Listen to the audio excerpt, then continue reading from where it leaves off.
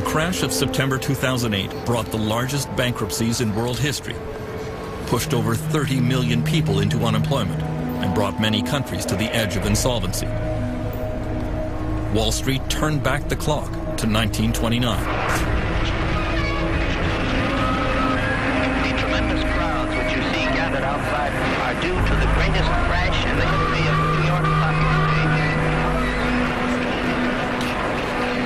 After the Wall Street crash of '29, which led to the Great Depression, the U.S. Congress launched an official investigation. Interest in the senatorial bank investigation as J.P. Morgan arrives to testify. J.P. Morgan was among the business titans to be called to account by the Pecora Commission. Flash photography was introduced to heighten the spectacle.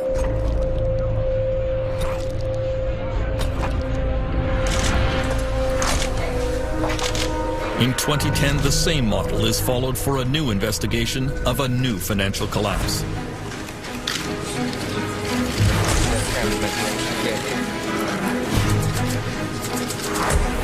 Panel, ladies, photographers, move aside. Former California Treasurer Phil Angelides is chairman of the Financial Crisis Inquiry Commission. I'm honored to welcome you as we start this series of public hearings into the causes of the financial and economic crisis. He has taken sworn testimony from a parade of government and bank officials, trying to get to the bottom of what really caused the 2008 meltdown. The consequences of this financial crisis have been grim also. 27 million Americans who are either out of work, can't find full-time work, or have stopped looking for work.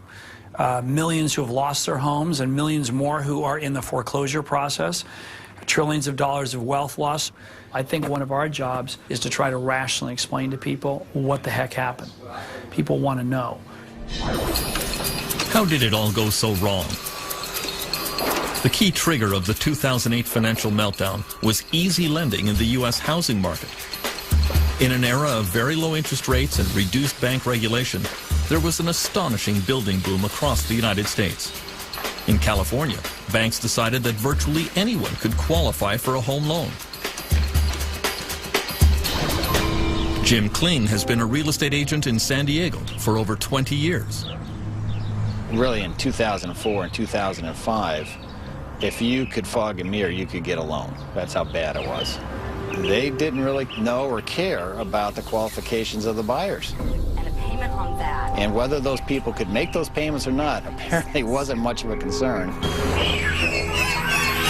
Bills getting to be more than you can manage? Crossroads Mortgage has a whole range of solutions geared to people just like you. So if you're thinking of buying a home or refinancing?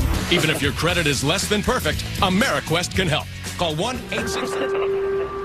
Banks began making what were called subprime loans to people who could ill afford to pay back the money, especially if house prices ever went down. The one man who could have stopped that practice was then U.S. Federal Reserve Chairman Alan Greenspan. For 20 years, the world's most powerful banker.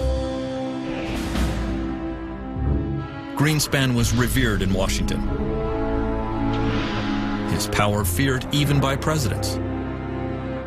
The Federal Reserve was the one agency that had the full authority to regulate subprime lending. And despite all the evidence, despite all the yellow and red lights going off, they chose not to. Staff reports. I mean, let me just ask you, would you put this under the category of oops? Should have done it? I mean, my experience has been, in the business I was in, I was right 70% of the time. But I was wrong 30% of the time, and there are an awful lot of mistakes in 21 years. And I would point out that the captain of the Titanic was 99% right and 1% wrong. It's the size of the mistake that matters. We now know that banks and mortgage companies were indulging in all sorts of fraudulent practices to pump up their mortgage business. Many of the loans were extremely complex, and the terms hidden from borrowers. There were low teaser rates that would automatically reset to much higher payments after a few months. It was no accident that the most complex mortgages were sold to the least sophisticated buyers, especially in poor and minority neighborhoods like this one in South Central Los Angeles. So as you go about your daily work and your daily business, Congresswoman Maxine Waters has represented the district for 19 years in the U.S. House of Representatives. Information. You know, I've seen mortgages that were given to 70-year-old people who were on a fixed income, whose income was never going to increase, but that mortgage was going to reset within a few years. Where was that money going to come from? I've seen mortgages that I think are criminal. Angelo Mozillo was the undisputed king of the U.S. subprime market. He is called the Golden Boy because of his permanent tan and because at the height of the subprime real estate boom, he was making about $100 million a year. Everybody wanted to own a piece of real estate to get into the game. He became the darling of business magazines with a slew of fawning profiles of his rags to riches story. He always claimed that he was a friend to the poor and that his lending practices were helping scores of Americans attain the dream of home ownership. It's one thing for him to say that he was a friend to the poor, but in the final analysis, when you see that these poor people are now in foreclosure, now cannot get loan modifications, now ending up on the streets, then certainly that defies how he could have been, you know, a friend to poor people. Mozillo's company, Countrywide Financial, grew to become the biggest mortgage lender in the United States. Call Countrywide. We never stop thinking about what you need. And that makes home buying easy. Really. Countrywide was sold to Bank of America and almost immediately plunged in value. Angelo Mozillo was placed under investigation by the Securities and Exchange Commission. The SEC uncovered very damaging private emails in which Mozillo expressed his true feelings about the dangerous subprime mortgages he was peddling. He wrote, "In all my years in the business, I have never seen a more toxic product." At the same time, Mozillo was publicly reassuring all his investors and clients. Countrywide views the product as a sound investment for our bank and a sound financial management tool for consumers. It does appear that there was a private view of the markets, and there was one that was espoused to borrowers, rating agencies, the investing public. The SEC has now charged Mozillo with insider trading and securities fraud. Lenders like Angelo Mozillo really didn't care if people ever paid their mortgages because those loans did not stay on the mortgage company's books. Mortgages were bundled together with other loans from across the country and moved to Wall Street. There, they were packaged up into complex new financial products. Bankers went wild for these financial securities that were really just stacks of IOUs. There was almost no government regulation of this market. It became a massive system of buying and selling these IOUs with fees being charged on each transaction. It was just all a way to make fees and to package up these streams of supposed cash flows and sell them off to investors. I mean, for a while there, anybody who touched a mortgage made money. It was like the most perfect product. I once had this view that when people started talking about toxic assets, that somehow they were like a good piece of fruit that had turned bad. Well, it turns out they were a rotten piece of fruit from day one. And all along the way, whether it was the broker, the lender, the securitizer, the market maker, everyone seems to have taken the view that they had no responsibility for the product that they were moving along in the system. That became, unfortunately, this cancerous material that was injected into financial institutions all over the world. One of the first places these toxic products landed was the financial district of London, England, nicknamed the City. There was a golden age here in the years before the meltdown. Garrett Anderson arrived in the city as a young trader in 1996. He had been a hippie selling trinkets on the beaches of India until his older brother found him a job in a London brokerage. I literally didn't know what the city was. I mean, I kind of was aware that there was a stock market, and I said, well, why? I mean, you have to wear a suit and things like that. And he said, I'll tell you why. It's quite simple. You'll have about £300,000 to £400,000 within about 4 or 5 years, and then you can go off and live the life you want to live. Since the selling of trinkets wasn't going down too well, I thought, why not? I had no idea about finance whatsoever. I didn't know what a PE ratio was. I didn't know what a yield was.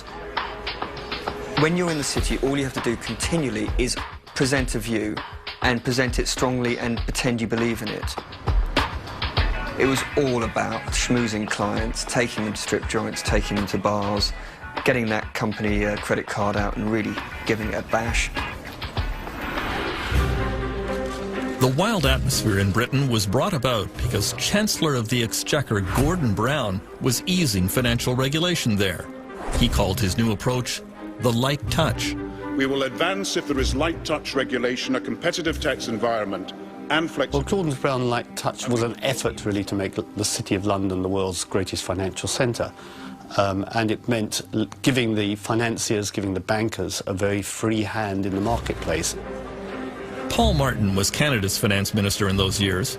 He says deregulation came about because of a competition between New York and London to become the financial capital of the world.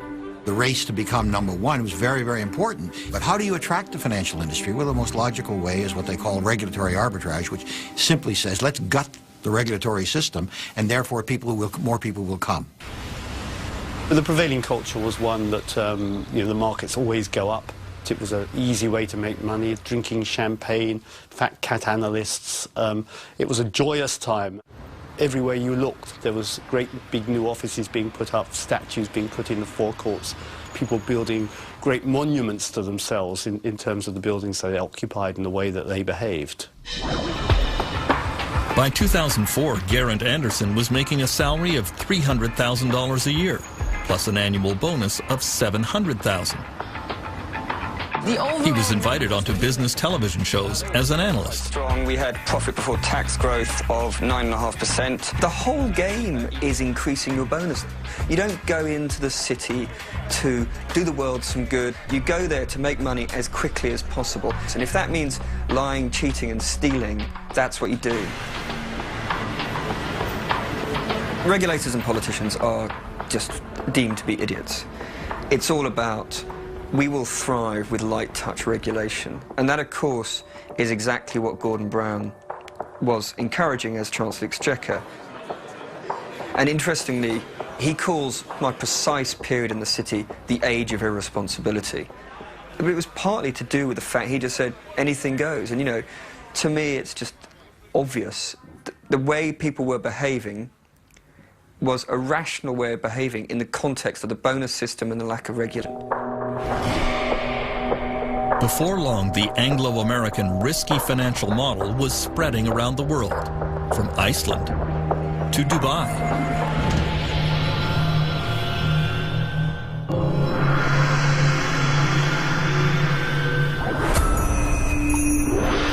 If one country could be the microcosm of everything that went wrong in the years before the meltdown, Iceland is it. It is a place of staggering natural beauty. From its geysers, to its waterfalls, to its famous Blue Lagoon, it is a magnet for tourists. One thing Iceland was never known for was banking and high finance, at least until a few years ago. Iceland was transformed through the ideas of one man, longtime Prime Minister David Oddsson. He decided to shake Iceland out of its social democratic past and remake the country according to his free market principles. He surrounded himself with like-minded admirers. David Oddsson is somebody who fulfills the two criteria that Machiavelli puts up about political leaders. He is cunning as a fox and he is courageous as a lion. David Oddsson wanted to privatize almost everything touched by government. Iceland's #1 resource industry has always been fishing. Oddsson parceled up the country's fishing grounds and passed them off to big ship owners. On Egil Helgason's popular political TV show, the reaction was disbelief.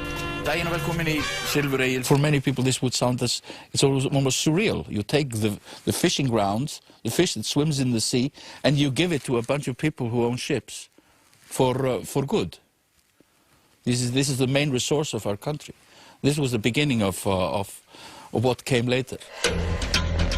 In 2003, Odson made his most controversial privatization. Some of the biggest banks in the country were auctioned off in suspicious circumstances. Coincidentally, they ended up in the hands of some of David Odson's closest friends. Mr. Odson's friends were father and son who came from Russia with some money they had made from shady dealings in the brewery business in St. Petersburg. And suddenly they found themselves to be the owners of the oldest bank in Iceland. These guys didn't know the first thing about banking. In retrospect, they're either greedy criminals or complete fools. The newly privatized Icelandic banks embarked on an orgy of dangerous financial practices. Bankers sold securities back and forth to each other at vast markups that falsely inflated their value. All Icelanders were encouraged to buy a house, or even two. The central bank lowered interest rates, flooding the country with easy credit.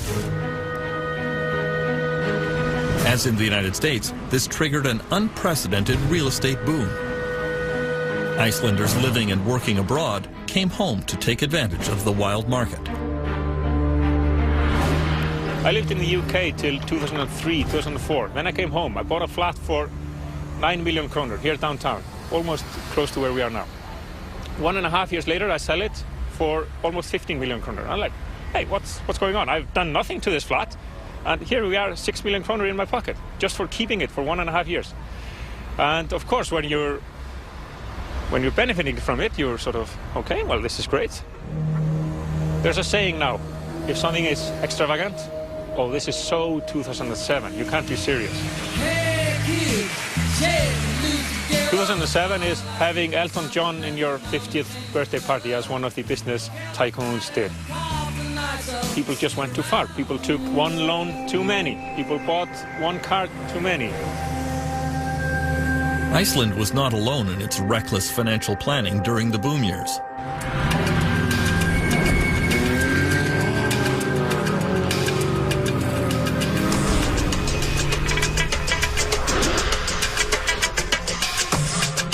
The world champion of the global real estate bubble was surely Dubai in the United Arab Emirates.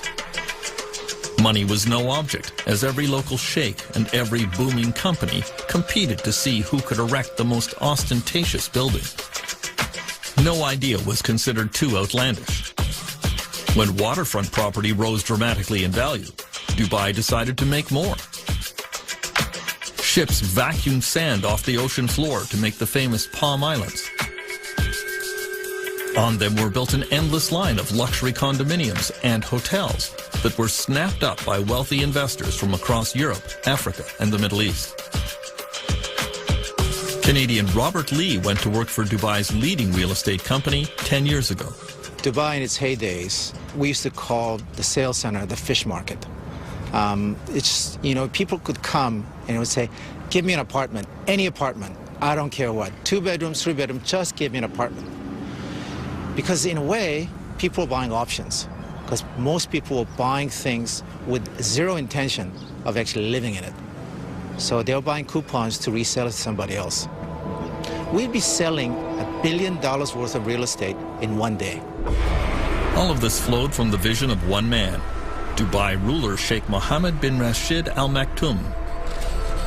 When he saw the first plans for what would become the world's tallest building, the Burj Khalifa, he had only one comment to the developer: make it bigger. I was silly to suggest a 90-story building, and the meeting was very short. He just left.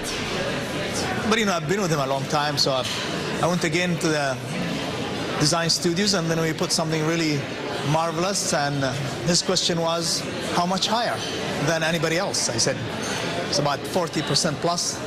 He said, great. He called me the next day and he said, where are the cranes? Was there no limit to how high Dubai could fly before it got too close to the sun? There was always a nagging sensation bet is Dubai going to be like the other cities around the world that has seen the fall? But at the same time, you live here for a few years, you basically buy the story. You drink the Kool-Aid. And you're saying, hey, we must be different. While Sheikh Mohammed apparently believed that the party could go on forever, some began to wonder when the global real estate bubble would burst and what would set it off.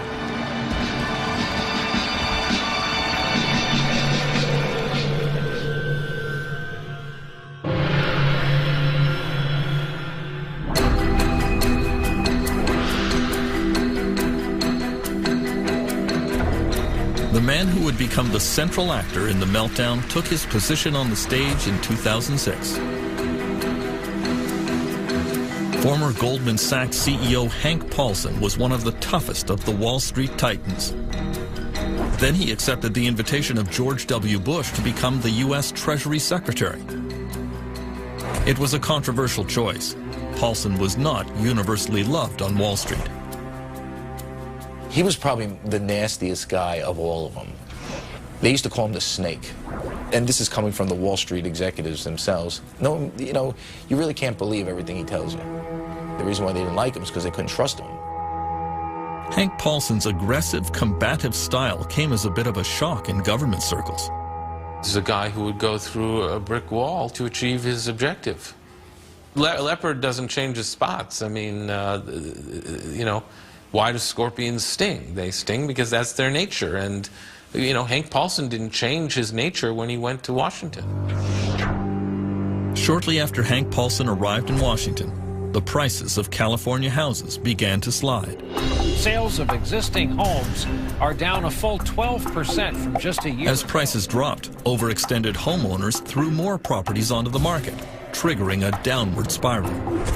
Hank Paulson called me and started talking to me about subprime mortgages in the United States. There was a general consensus that there was too much credit and too much money sloshing around globally. We had had discussions about where this excess credit was likely to show itself, and it was showing itself in subprime mortgages in the United States, and that was a large problem. Ça devrait se faire à partir de 14 heures. Although few seemed to realize it, the world was now infected with the toxic financial products that depended on the U.S. real estate market. It was inevitable that someone somewhere was going to blow the whistle and question what these financial products were actually worth.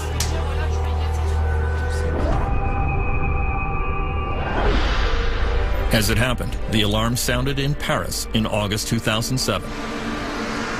The giant French bank BNP Paribas discovered that many of its investment funds were filled with toxic U.S. securities. They stopped all withdrawals from those funds. It was a little bit like an old-fashioned movie where the bank president locks the door and tells people they can't get their money. It doesn't exactly make you feel good about the world.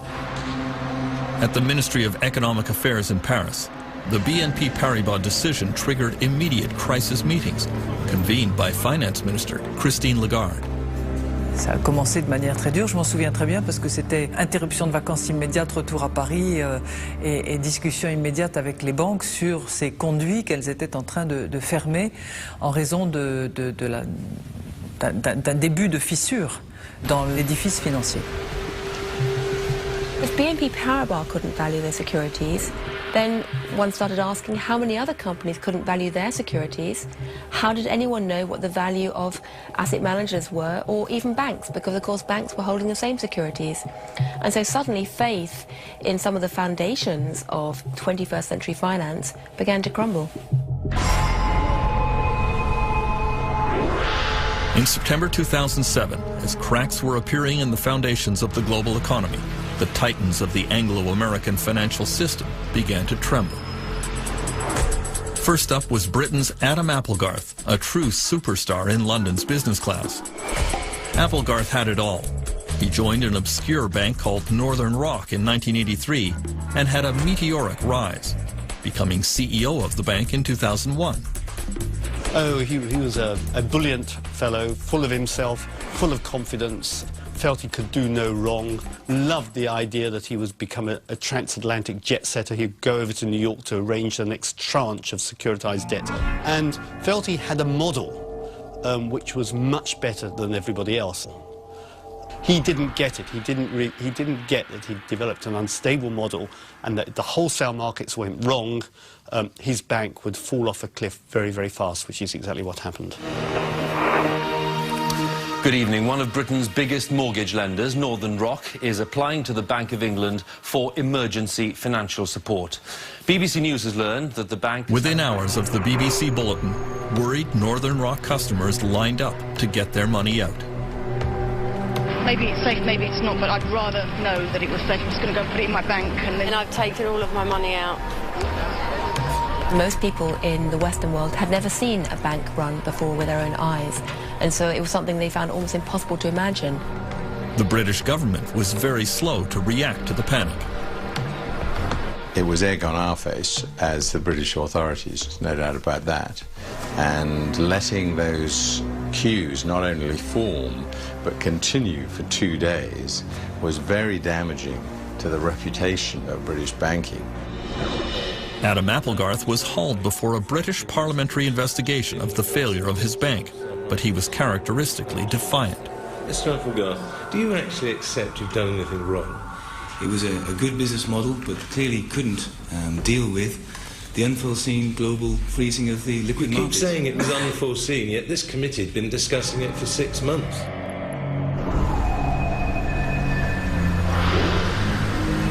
The Northern Rock crisis in Britain could have been taken as a serious warning on Wall Street, but it was not.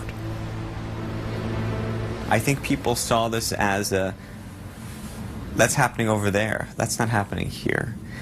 I think that the sense of interconnectedness was not realized until the very last moment.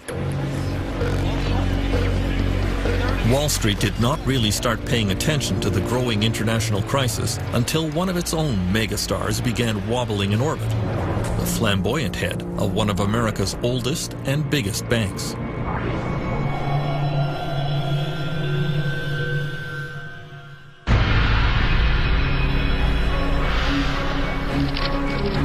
Through the spring of 2008, U.S. Treasury Secretary Hank Paulson was constantly reassuring his international colleagues that everything was fine with the U.S. economy and that only mild tinkering was required with the global financial system.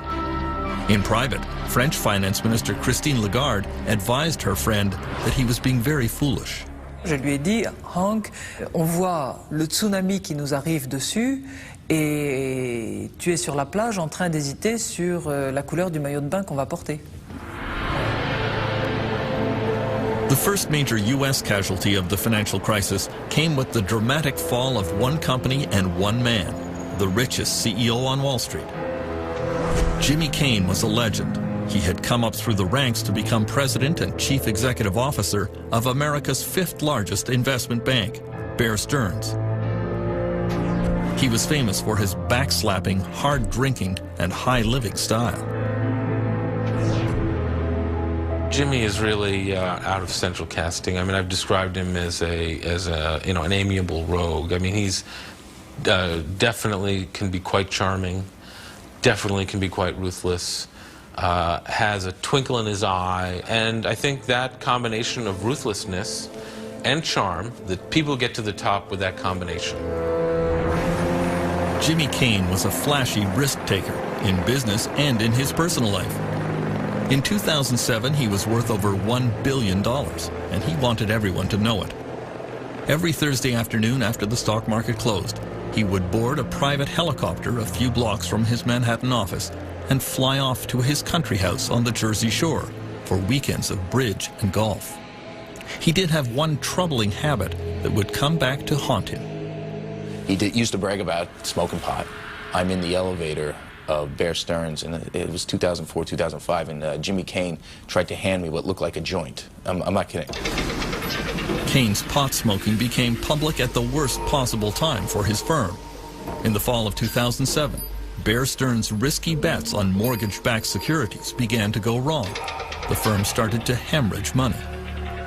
Then in November, the Wall Street Journal carried a front-page story which portrayed Jimmy Cain as an absentee landlord who was always out of touch at either golf games or bridge tournaments while his firm was in crisis. To top it off, the Journal publicly revealed his taste for marijuana.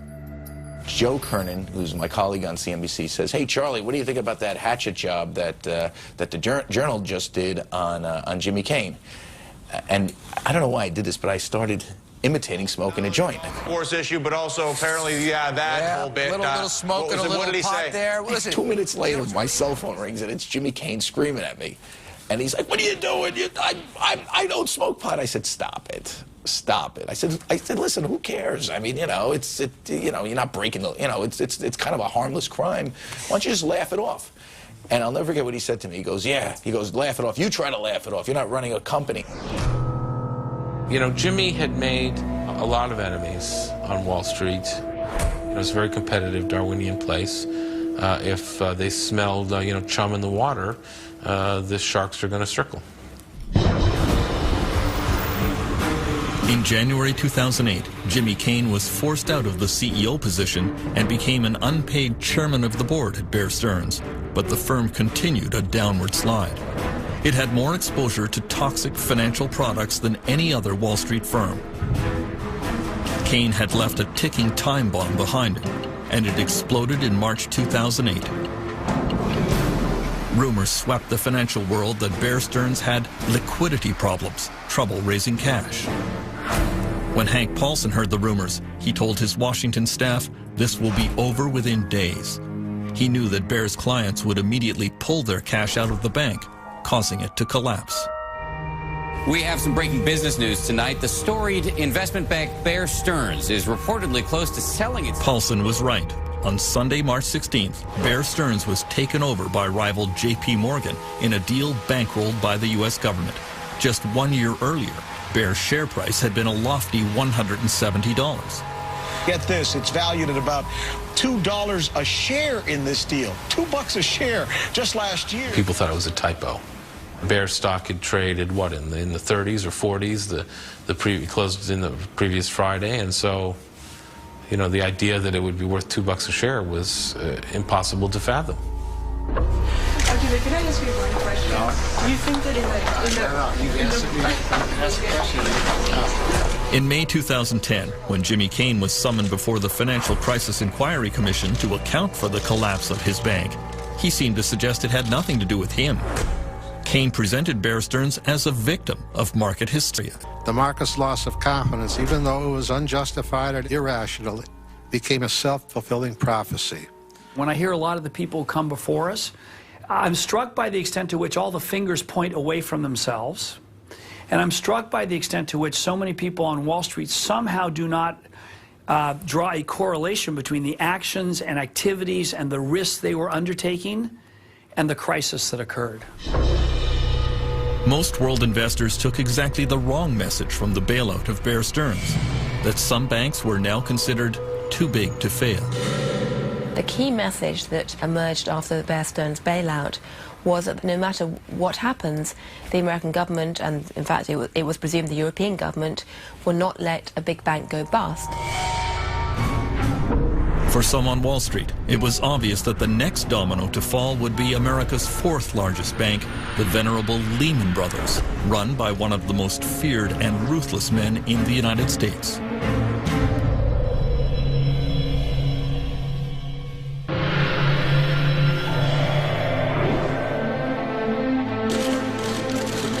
Perhaps the most reviled figure to appear before the U.S. Congress in the aftermath of the meltdown was former Lehman Brothers CEO Richard Fuld. The 2008 collapse of his bank certainly caused the most damage to the world economy, and it financially ruined millions of Americans who had invested with Lehman. I'm very much aware that one day we had a firm, the next day we did not. At the hearings, Fuld became the prime target for a public that was angry at bankers.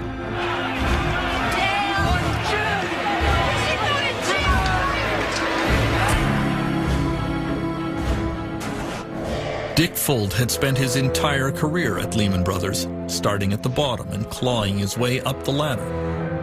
In later years, he assumed all the trappings of unfettered power. His word was law, his judgment never to be questioned. There was a huge cult of loyalty to Dick Fuld as the chief executive of the firm.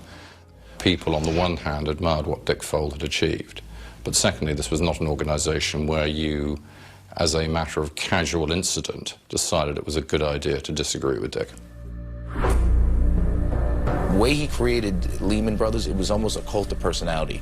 The personality was his personality, which was, it's us against them, we're going to fight everybody, and we're going to win. Dick Fuld was determined to intimidate anyone who might cross him. In this internal Lehman UK video, he was angry that some traders were driving down his stock price. But what I really want to do is I want to reach in, rip out their heart, and eat it before they die. I think in the tape there's a sort of nervous laughter in the auditorium. I think that sort of reflects quite a lot about how people within Lehman saw Dick. On the one hand, it sounded at one level amusing, and then you sort of thought to yourself, I suspect if you're in that audience, the really scary thing is he sort of could probably do it. Lehman Brothers entered its death spiral on September 11th, 2008. The stock was plummeting. Dick Fuld was advised that it was time for a fire sale of his corporate assets, but he resisted. Telephone records show that U.S. Treasury Secretary Hank Paulson spoke frequently with Fuld, but he felt his message was not getting through. He was definitely exasperated with Dick Fuld. I think everybody was. He seemed to be unable to recognize the gravity of the situation his firm was in and unable to do the things that were needed. On Friday, September 12th, Hank Paulson decided that it was time for drastic action to save Lehman Brothers, but he did not want to authorize another government bailout. He flew to New York on his private jet and summoned all the Wall Street CEOs to an emergency meeting at the New York Federal Reserve Building. You know, the fire alarms are going off. The tornado siren is going. And so when the chief of police and the chief of the fire department says we need the heads of all the major employers in our town to come together to come up with a plan, you come. At 6 p.m., Hank Paulson started that secret meeting with America's leading bank CEOs. Jamie Dimon of J.P. Morgan, Lloyd Blankfein of Goldman Sachs, John Thain of Merrill Lynch, and John Mack of Morgan Stanley. I began working on a plan. Paulson told them that they all knew why they were there. Without their help, Lehman would not open for business on Monday, and the consequences for everyone sitting around that table would be disastrous. Across town, Dick Fuld was astounded that Hank Paulson had not invited him to the crisis meeting. Here his company is basically being carved up, and he's not allowed to be there. He's calling and they're not returning his calls. Inside Lehman Brothers, there was an air of unreality. The firm had been in existence since 1850. They had survived the Great Depression of the 1930s. They had survived the 9/11 attack that destroyed their offices in the World Trade Center. Surely they could survive this. Tonight, one of the biggest investment firms is in serious trouble. Lehman Brothers with a Lehman Brothers stock has been plummeting along with confidence in its ability to survive. These people have been through it before. They were going through it again. Do you know what? The rest of the world hates us, but that's okay because we're going to emerge on top here. And I believe that was what was persisting at Lehman Brothers right until midnight on the famous weekend. I don't think anyone really at the senior management believed it was going to happen. On Sunday, the bankers finally came up with a private sector plan to save Lehman Brothers. The company would be divided in two. The solid assets of Lehman would be purchased by Barclays, a British bank. The American bankers agreed to take over the questionable parts of the company. Just as everyone was about to celebrate, word arrived that the British government would not approve the deal. Hank Paulson placed an emergency call to British Chancellor Alistair Darling, but couldn't budge him. I understand Hank Paulson's problem. He had to sort out Lehman's problem, and the conversations we had were very amicable, and we understood each other's position. But I was quite clear. I could not agree to something where the British taxpayer was taking on a liability that people didn't fully understand. Paulson hung up feeling deflated and frustrated. He announced to everyone in the room, "The British screwed us." objectively, this deal was never going to happen.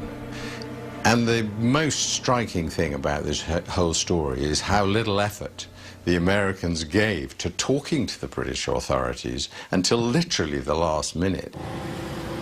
Paulson knew Lehman's failure would bring financial catastrophe. Millions of people around the world would lose their savings and pensions. At this moment of maximum tension, Hank Paulson had a panic attack. He slipped out of the room and called his wife. I just said, Wendy, Lehman Brothers is going to fail, and it's going to be very bad, and a lot of people are looking to me, and I don't have all the answers, and I'm afraid, would you pray for me? This has been an historic Sunday on Wall Street, and it's not over yet. At this hour, the Lehman Brothers investment bank appears headed toward bankruptcy. With $613 billion in debt, Lehman is by far the largest bankruptcy ever in this country, dwarfing... On the sidewalks of New York and in investment houses around the world, there was a rising sense of panic. One who felt it was Mohammed El Arian of PIMCO in California, among the world's largest institutional investors with $1 trillion under management. I remember calling my wife and telling her, go to the cash machine, take cash out, because I'm not sure whether the banks are going to open tomorrow. There was a feeling that the system was incredibly fragile, that the unthinkable was clearly thinkable. Lehman Brothers officially declared bankruptcy at 2 a.m. There was widespread fear that could trigger a chain reaction that would take down the world banking system. At the New York Federal Reserve, then President Tim Geithner told his staff to prepare for the crash landing of Lehman. He told them to put foam on the runway. The problem is they didn't put nearly enough foam on the runway, and there were all sorts of unintended consequences. The ripples that they anticipated turned out to be a tsunami. The tsunami unleashed by the crash of Lehman Brothers would sweep around the globe, destroying millions of jobs and wiping out the economic future of entire countries. Protests rocked world capitals, from Reykjavik to Beijing to London.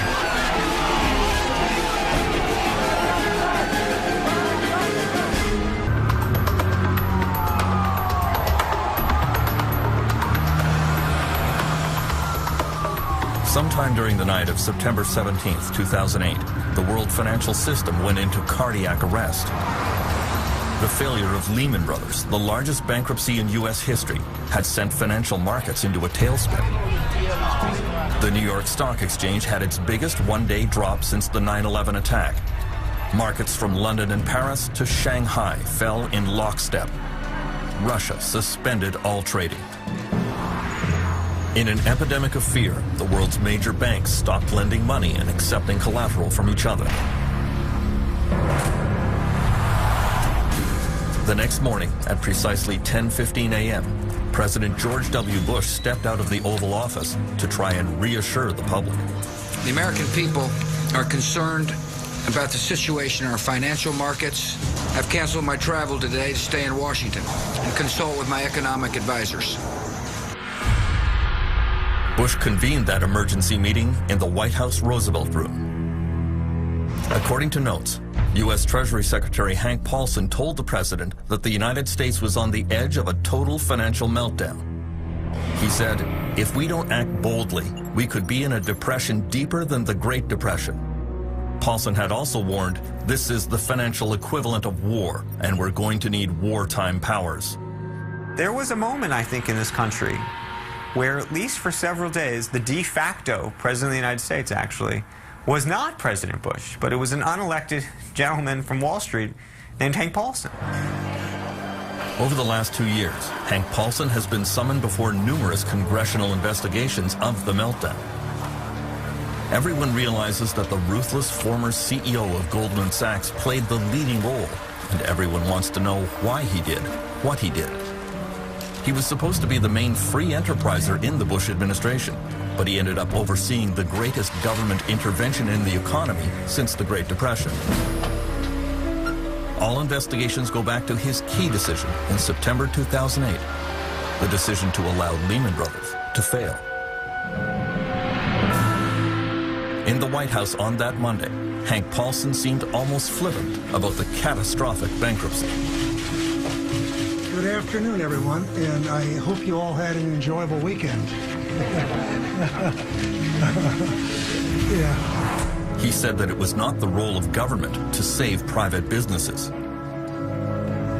I never once considered that it was appropriate to put taxpayer money on the line in resolving Lehman Brothers.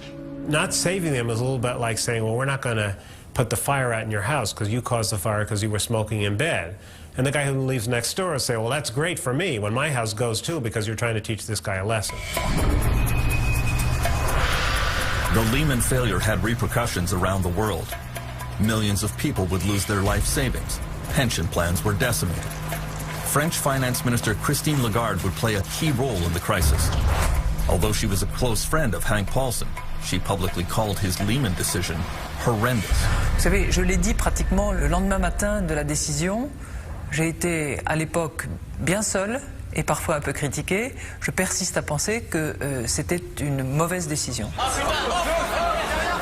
Soudain, l'ensemble des établissements bancaires ont compris que personne n'était à l'abri et que toute banque pouvait tomber. À ce moment-là, l'ensemble des banques ont considéré que toutes leurs contreparties étaient en risque, peut-être, et elles ont bloqué tous les circuits de financement. Donc le crédit a cessé de fonctionner à ce moment-là. The immediate impact came in London, where the Lehman Brothers UK office had to instantly shut down operations. A lot of Lehman's trading was done through its subsidiary in London, and every Friday it would send all its cash back to New York. So on the Monday morning in London, there was no cash. The holding company had gone into Chapter 11, and there wasn't a penny to pay the staff. And that was about the worst way you could possibly close a bank. And so you had these pictures of staff just leaving with boxes full of files. The uncertainty on day one was huge and very damaging. Excuse me, sir, how are you feeling? How do you think? So all of these investors, not just in Europe and Asia, but in the United States and everywhere, all of a sudden have no access to this cash, no access to any of these assets, and have to start selling down their own assets at fire sale prices. And they're getting margin calls, and it's producing this sort of vicious circle. And that was something that I don't think anybody, both among the regulators and even the Wall Street CEOs, appreciated was going to be the reaction. In international financial markets, there was rising panic. It began to look as if many other banks could follow Lehman into the abyss. There was great uncertainty, too, about where this was going to end. It was really gut-wrenching uncertainty, and that is hard to accept. I mean, you deal with it, but you kind of go, where is the bottom here? Many governments blamed the United States. The U.S. authorities have not got a grip on this. They're losing control, and I think you saw that in the trade credit. Suddenly, it was impossible to get trade credit, and literally from that week, you see this dramatic downturn in world trade. And of course, we were hit by that. We're a trading country, so the collateral damage was huge. All eyes turned to Hank Paulson to see what the U.S. government would do next. He was not always clear about his intentions. I don't know if you've read it yet, but we had said that we welcome. He's not very articulate. He has a hard time explaining what he's doing. He seems to be very impulsive. He's constantly on the phone barking orders. He's impatient. He drives his people very hard. He understands very quickly how severe the financial problems are, but I think he muddles the message in ways that may make it worse, because it's very confusing. He says one thing and does another, and then he changes his mind again. Paulson's ability to reverse directions came to the fore in the next crisis he confronted: the near collapse of the world's biggest insurance company, AIG. It emerged that the dealings of one obscure executive at AIG threatened the entire world financial system. His name, was Joseph Cassano. Cassano lived in the most exclusive neighborhood in London, England. Every morning at 7 a.m., the 53-year-old American executive would hop on his bicycle for the short trip to the office. He may have dressed like a bike messenger, but in fact he was the head of the financial products division of AIG. He had moved to London because the kind of trading he did was banned in the United States. Cassano would insure companies against the failure of their business partners. It was a very risky thing to do. But in conference calls with investors, he claimed that it was a no-lose proposition. It's hard for us, without being flippant, to even see a scenario that would see us losing $1 in any of those transactions. Joseph Cassano's bet was that a lot of banks and mortgage companies around the world could never fail all at once. Of course, the downside was that if for any reason those products started to misperform, if the housing market crashed in a way that people hadn't seen in living memory, then of course AIG would face a very big bill. But Cassano, like many traders, didn't worry too much about that. And the terrible truth was that inside AIG, very few people other than Cassano himself and his particular unit had any idea what AIG Financial Products was up to. In September 2008, when many banks around the world began collapsing, Cassano's risky insurance scheme pushed AIG to the edge of bankruptcy. Hank Paulson was quick to deny that he had any intention of stepping in to save AIG. The truth was that the company's desperate financial situation came as a complete shock to the Treasury Secretary and all regulatory agencies in the United States. Total surprise, which is a complete indictment of the financial regulatory system. How can you be surprised by something that is so big and so dangerous that if it gets in trouble, you have to spend hundreds of billions of taxpayers' money to put it out of its misery? Nobody knew just how big a casino AIG was running. Reality was that AIG was such a monstrous creature with tentacles in so many parts of the financial system that if you had let AIG go down, you really would have been risking dragging the wider Western financial system with it. In the end, Paulson bowed to the inevitable and saved AIG with $85 billion of taxpayer money. Well, I think there was this sense of shock that AIG was being saved. I think also a sense of relief. I do think that at that point, people didn't realize how bad things really were, but thought that, boy, if AIG went, we would be in a lot more trouble. Can I ask you a question, please? Joseph Cassano was fired by AIG, but he walked away with $315 million. Sorry, we have no comment. Thank you.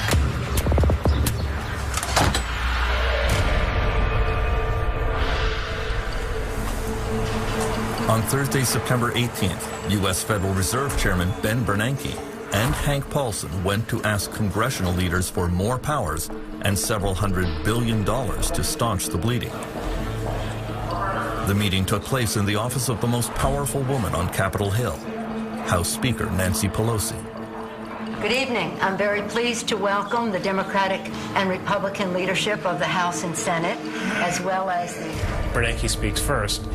And, you know, Fed chairmen are usually kind of careful about predicting doom and gloom, because if they say they're going to be showers, everybody assumes it's going to be a hurricane. And he comes in and says, it's going to be a hurricane.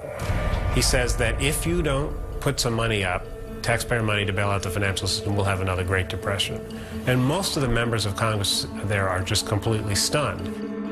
Harry Reid, the majority leader, the senator from Nevada, says to him, well, how long do we have? And Bernanke says a couple of days. And Harry Reid says, the Senate of the United States does not flush a toilet in a couple of days. They really thought they were staring at the economic abyss. That's what was in front of them. And, you know, we focus so much on Lehman Brothers and AIG, but it was those next dominoes. It was Morgan Stanley going. It was Goldman Sachs going next. And after that, we were talking about General Electric, an American icon. Hank Paulson's telephone logs show that he was receiving calls from the head of almost every major corporation in America, Many of them, like Jeffrey Immelt of General Electric, worried that bankruptcy was just around the corner. Paulson realized that he had to pump government money into the financial system to allow banks to resume lending to consumers and to each other. He came up with a plan called TARP, the Troubled Asset Relief Program. The government would strengthen U.S. banks using taxpayer money to buy their questionable assets. We got to get this up to the hill quicker.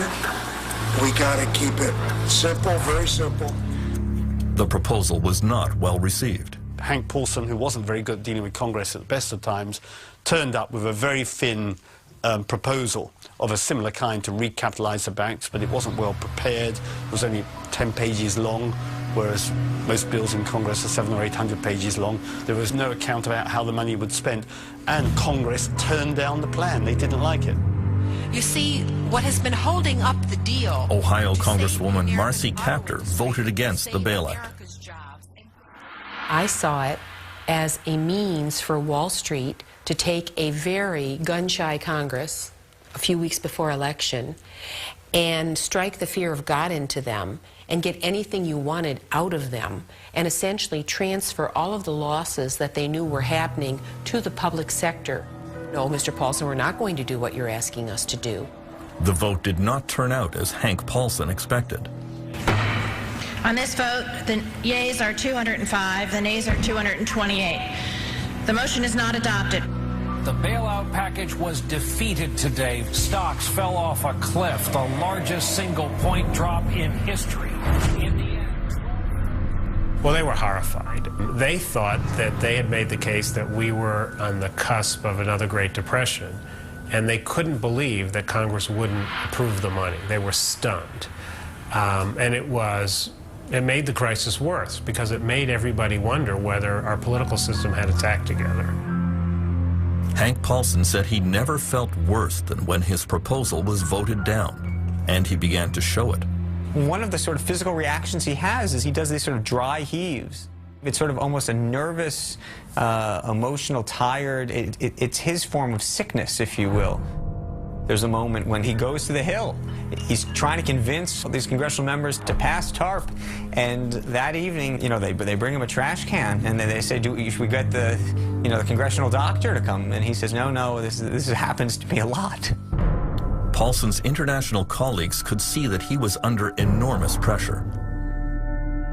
Il a été sous des moments de stress exceptionnels, sans aucun doute. J'ai le souvenir précis d'une conversation téléphonique que je souhaitais avoir avec lui sur AIG et où il m'a dit je prends ton appel mais j'ai 15 secondes. Et je veux bien le croire. On était dans des périodes de temps extraordinairement courts pour des enjeux énormes.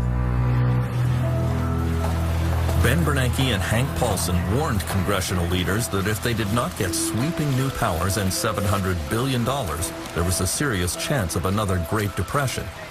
In the end, they got the powers and the money, but the signs of depression started appearing anyway.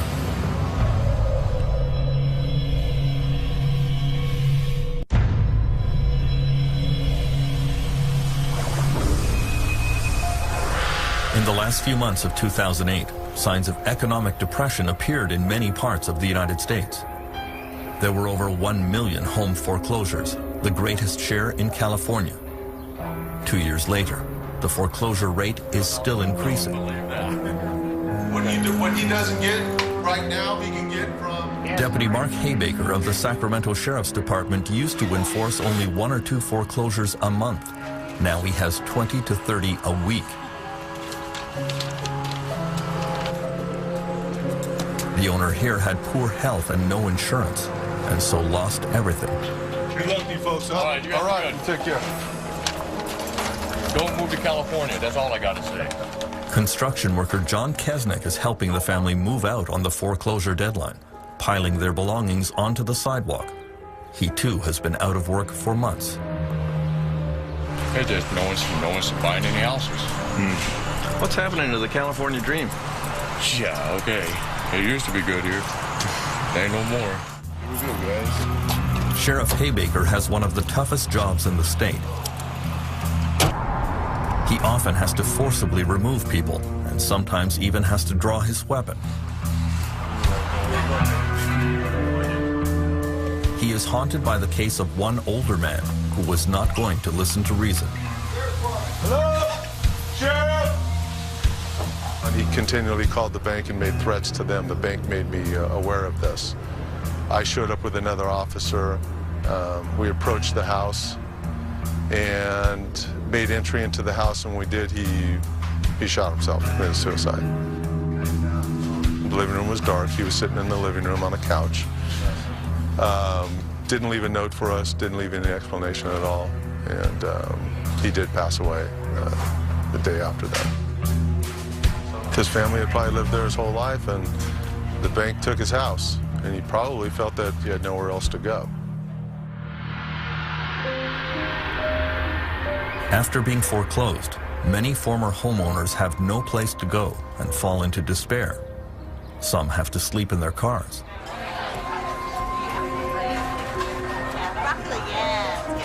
Single mothers Nicole O'Connor and Audrey Schreibner have just found places in the St. John's Women's Shelter in Sacramento. Both had been living in their cars for weeks with their children. Audrey has also been battling cancer.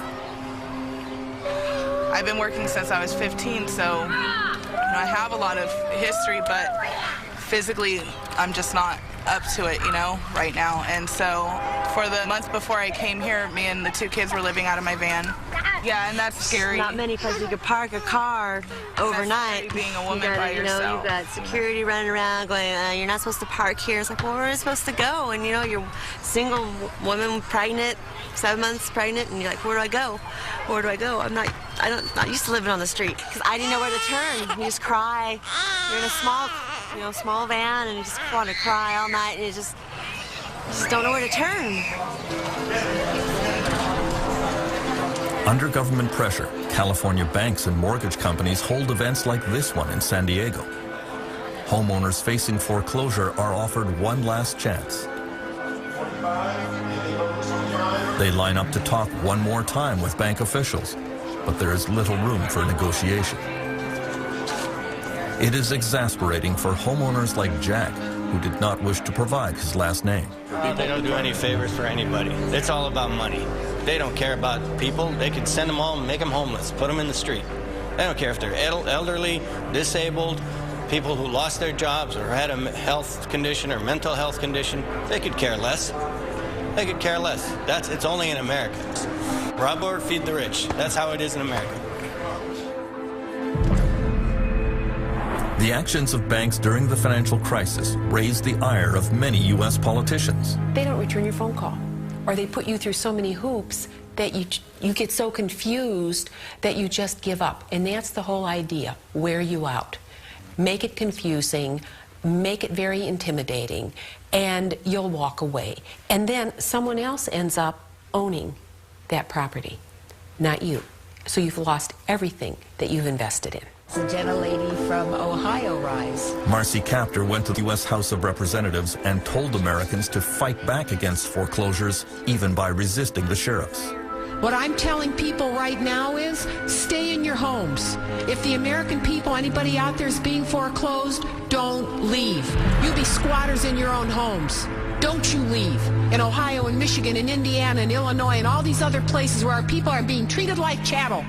I would venture to say well over 75% of the people that get these notices from lending institutions have no clue about how to defend their own interests legally. It's a tragedy. On Monday, October 13th, 2008, as the U.S. economy was spiraling downwards, America's top bank CEOs were summoned to an emergency meeting at the U.S. Treasury building in Washington. News cameras caught fleeting images of the arrival of Jamie Dimon of J.P. Morgan and Lloyd Blankfein of Goldman Sachs, John Thain of Merrill Lynch, and John Mack of Morgan Stanley. It was a holiday weekend, and the purpose of the meeting was kept secret from the participants. David, it's Hank. U.S. Treasury Secretary Hank Paulson had decided the time had come for radical action. He intended to launch a virtual government takeover of the U.S. banking system by making direct government investments in all major banks. he knew that many bankers would be reluctant to accept. Paulson has a problem, which is basically the government of the United States can't force the banks to take this taxpayer capital. He wants them to take it because he wants to put capital into the weakest banks, and he wants the financial system to have more capital, because if it doesn't have more capital, it's going to shrink, and that's going to hurt us all. So he has to use his forcefulness to make them feel like none of them have a choice. And he does. The bankers knew that if they accepted the money, they would also have to accept a lot more government interference in the way they ran their businesses, right down to the size of their bonuses, something they desperately wished to avoid. In the end, each of the 9 CEOs present signed a hastily drafted single sheet of paper. $10 billion of government investment for Merrill Lynch, $10 billion for Goldman Sachs, $25 billion for JP Morgan, $250 billion in all. To Hank Paulson's own surprise, they capitulated much more quickly and easily than he ever imagined. Literally by 4 or 5 in the afternoon, it was done. Nice suit there, buddy. Try not to steal any more money. The biggest welfare check in history had been paid to Wall Street.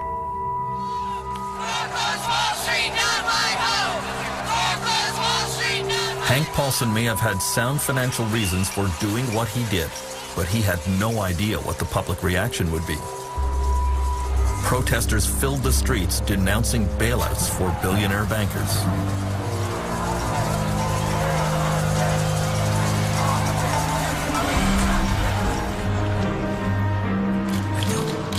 Paulson is still under fire for his handling of the financial crisis. At congressional investigations, he is pressed about what exactly U.S. taxpayers got for their billions of dollars. Ohio's Marcy Kaptur is determined to hold him to account. Well, you know, I wish you'd gotten a better deal for the taxpayers. You certainly got a good deal for a lot of your former clients. I think if you look at what the taxpayer is going to make on a number of these companies, it will have been good. But the biggest advantage to the taxpayer is what didn't happen. And that we did not have a collapse. We did not have double the number of foreclosures in Ohio. And oh, they're happening, Mr. Paulson. You ought to come and visit us in Ohio and see the results of your handiwork. Well, I know how terrible it is. I'm just telling you it would have been worse. That's your best argument. That's not good enough. You probably don't agree there was a crisis. I agree it was a crisis of your making for very... The gentlewoman's time has expired. The economic collapse of 2008 quickly spread to Europe, and so did the rage against bankers and politicians.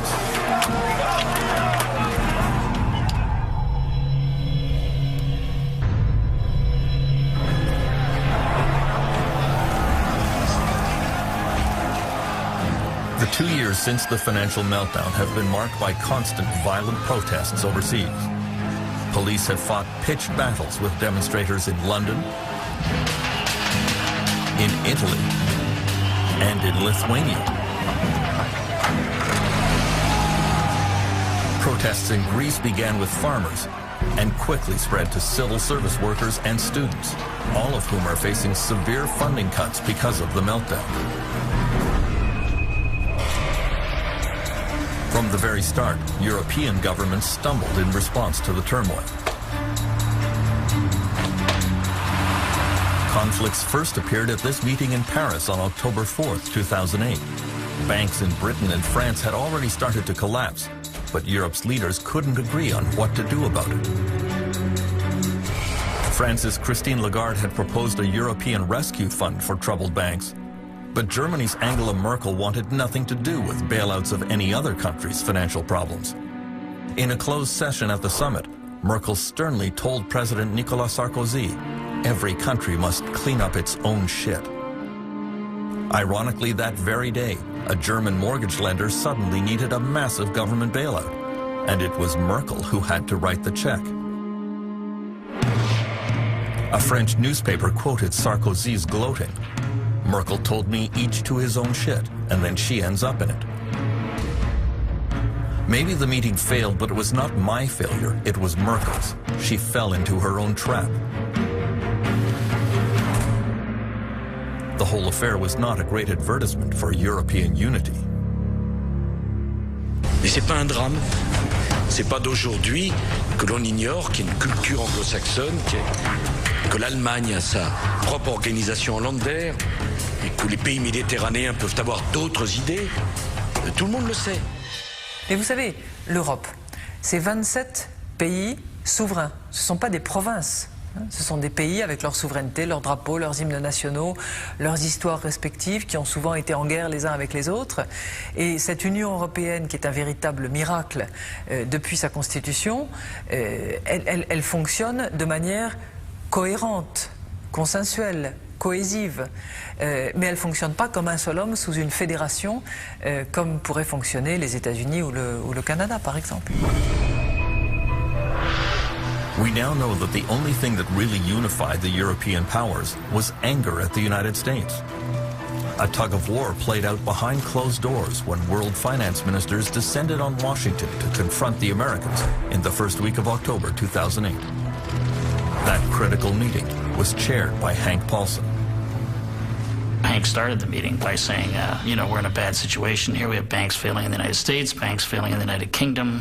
Some of the regional banks in Germany had failed. It was unclear that the markets would even open on the Monday, and we better deal with this. And that's a sobering conversation. French Finance Minister Christine Lagarde admits anti-American feelings were running high. Ce qui est certain, c'est que les dérèglements financiers à partir d'un marché, le marché américain, et qui a son origine dans une bulle immobilière considérable, a déréglé l'ensemble des circuits financiers et a précipité l'ensemble de nos économies dans le monde en situation très difficile. The reaction of the Europeans is, for the most part, was very aggressive, very accusatory of the United States. You caused this because you let Lehman Brothers fail. I didn't think it was particularly useful. I mean, and I pointed out to some of my colleagues that a lot of the European banks were leveraged at 30 to 1 and 40 to 1, so they couldn't really be too critical of investment banks on Wall Street that were leveraged the same way. The G7 finance ministers met President Bush the next day at the White House. He acknowledged that the United States bore the chief responsibility for causing the crisis and promised that the U.S. would change its ways to help clean up the mess. The finance ministers left the White House with a new plan that was agreed to by all G20 finance ministers, the World Bank, and the International Monetary Fund. So by Saturday night, everybody in the financial world that had anything to say in government or in the central banks had endorsed the plan. I think actually that's quite positive news in terms of world government. Former Canadian Prime Minister Paul Martin says world leaders were struggling with how the game of international finance had changed. The best example, I think, in many ways is, is this person buys a house in California, pays twice as much as he can afford and twice as much as the house is worth on the basis that the value of the house is going up. He gets a subprime mortgage, and it defaults.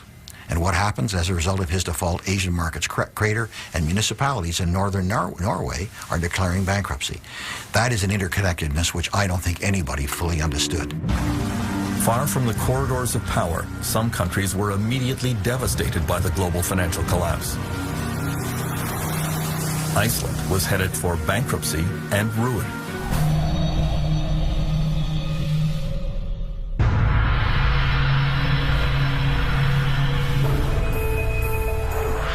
During the meltdown, the worst international dispute over money came between Britain and Iceland. Iceland flew higher and crashed harder than almost all other countries. In the boom years, Iceland had privatized its banks. The new owners embarked on a binge of questionable financial practices.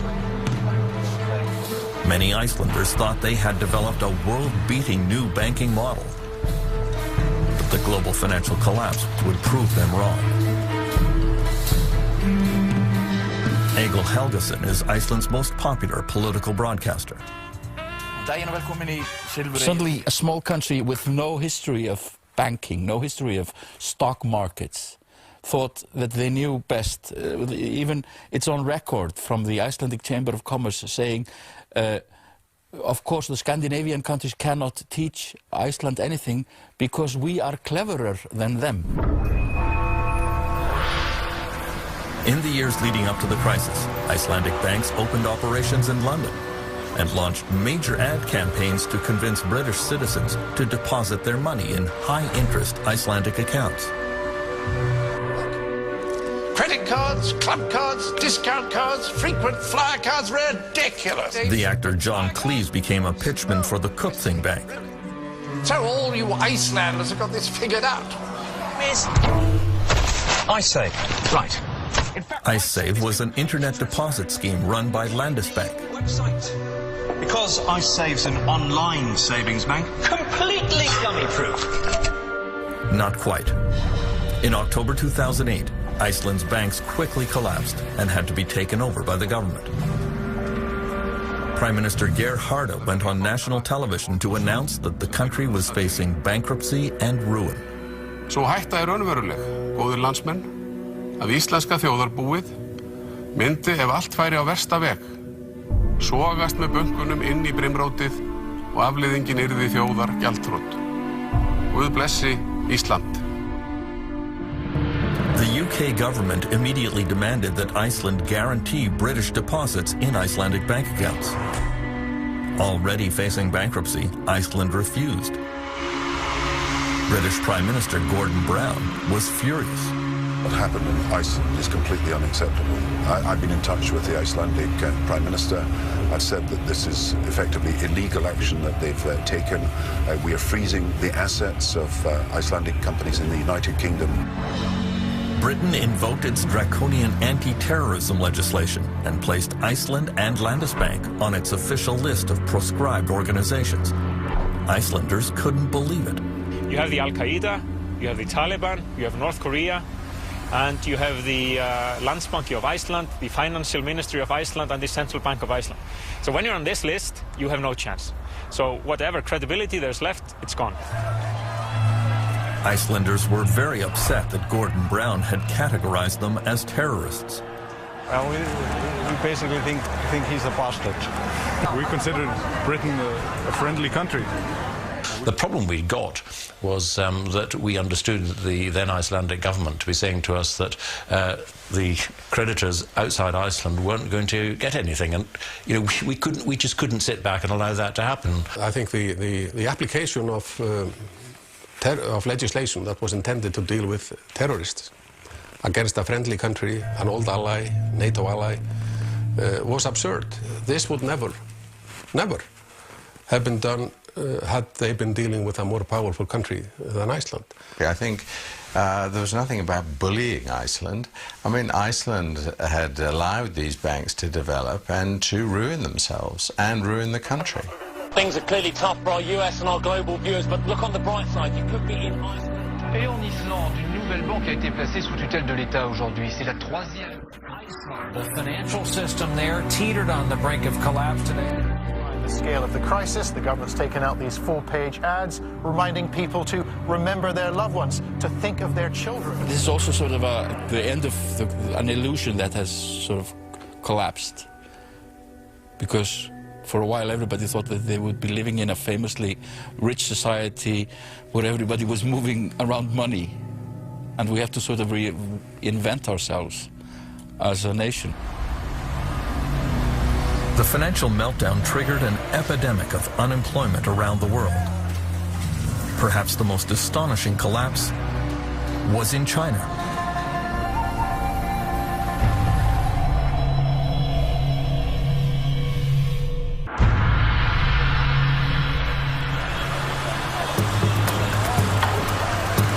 The interconnectedness of the world economy became starkly apparent in late 2008 in China.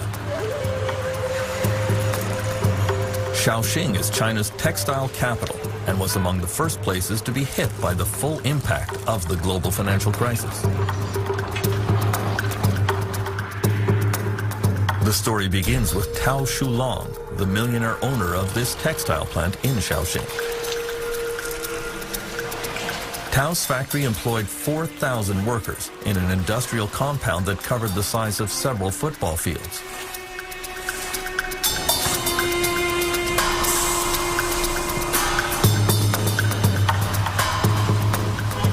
Tao drove around town every day showing off his latest Mercedes, and he was widely seen here as an advertisement for the new China. Unfortunately, in the fall of 2008, international orders for clothing from Tao's factories dried up all at once. Foreign customers told him they couldn't even pay for the shipments he had already exported. Tao quickly became desperate. He had no cash reserves to pay his workers, and there was no way under Chinese law that he could file for bankruptcy protection from his creditors.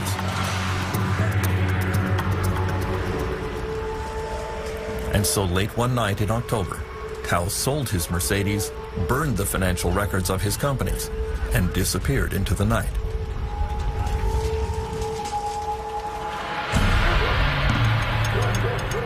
Tao wasn't the only one. Dozens of Chinese factory owners did exactly the same thing.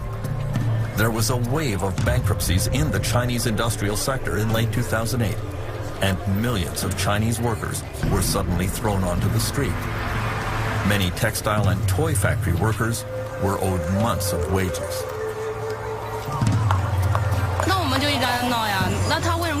We just want to be paid what we deserve, and we are not asking for anything that we do not deserve.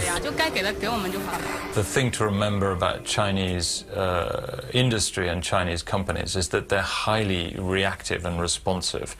You think these are companies that can turn around a toy design and make it an export before Christmas, sometimes in a matter of weeks. And they're exactly the same. When orders start falling off, they close very quickly. And there is sort of instant reaction to lack of profitability, which is fire all the workers. It's a very brutal form of capitalism.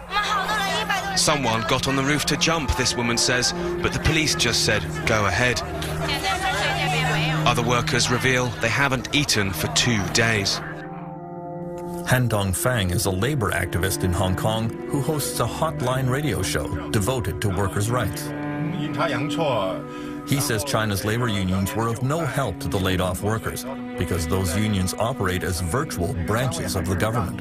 They never thought how to represent the workers, how to help the workers. So therefore, everything they react in a way that the workers don't really need.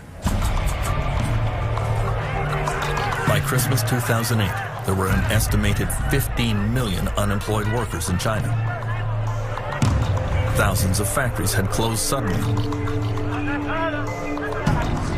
Demonstrations broke out in several cities. Some police cars were overturned. Millions of angry workers demonstrating in the streets is about the worst nightmare for China's communist government. The interesting thing is that the Communist Party was extremely worried that that might happen. And it's always worried because its legitimacy, the legitimacy of the Communist Party of China depends absolutely on delivering economic growth. And if you talk to Communist Party officials, they will admit that. They'll say, look, if we don't deliver economic growth, there's nothing else, because we're clearly not really communist anymore ideologically. We have an essentially capitalist economy. And if we don't make it work, then we are the ones to blame, and therefore we have to keep delivering economic growth. So they're very sensitive about any form of unrest. The 2008 demonstrations echoed the notorious Tiananmen uprisings of 1989, when Chinese citizens lost their fear of dictatorship and stood up to the communist government. Han Dongfang was a leader of the Tiananmen protests, but speaking from experience, he urged workers not to participate in the violent demonstrations of 2008. One of the lessons I learned from 1989, the huge, massive street action, looks powerful, yes, but after the crackdown, everybody disappeared. We're human beings, and we have fear in front of machine guns. Even 1 million people in the street continue for 3 days. That power is not really reliable. The Chinese Communist government quickly suppressed the demonstrations there.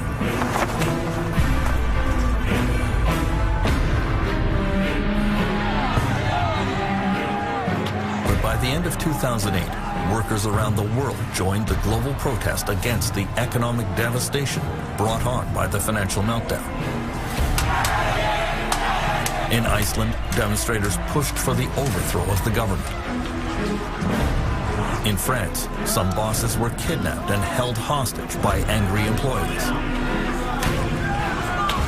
The victims of the crisis were fighting back.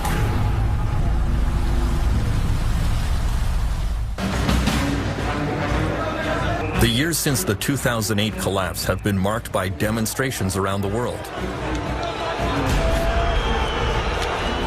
Owing to the loss of an estimated 30 million jobs.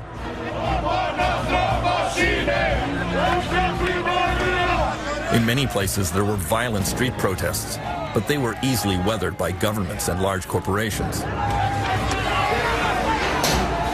In some countries, however, the struggle went much further and left a lasting mark.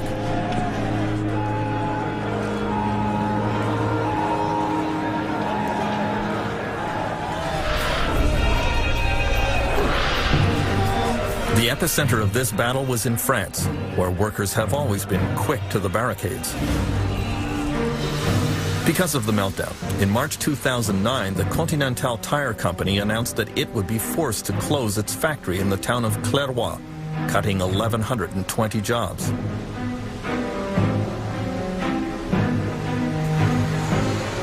The plant was still showing a profit, but according to the factory boss, Louis Forzy, the workers here were just not as motivated and productive as they should be. Selon moi, et c'est les chiffres qu'ils montrent, nos résultats sont inférieurs à ceux des autres usines.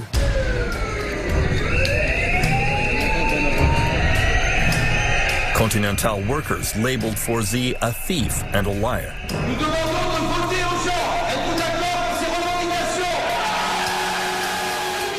They convened a meeting at the plant to organize a protest. J'ai supprimé ma vie de famille pour Continental. C'est honteux. Forzy showed up to address them. He made a show of his patience and forbearance, until an egg in the head changed his mind.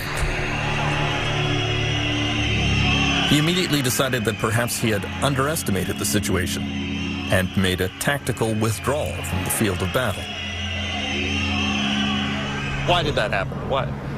Because people were shocked, they were angry. Je pense aussi qu'il était au courant depuis longtemps qu'il allait y avoir une fermeture du site.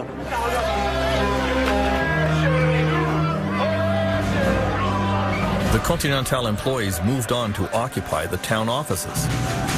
Le bureau du sous-préfet, c'est où? Ouais, vous êtes avec nous, vous êtes avec les Conti, madame, là, quand même. Les gars, on n'est pas venus ici pour rigoler. On est plus dégoûtants. On est des lions. When union leader Xavier Mathieu received news that a judge refused to grant them an injunction to stop the plant closing, he and the workers began trashing the place.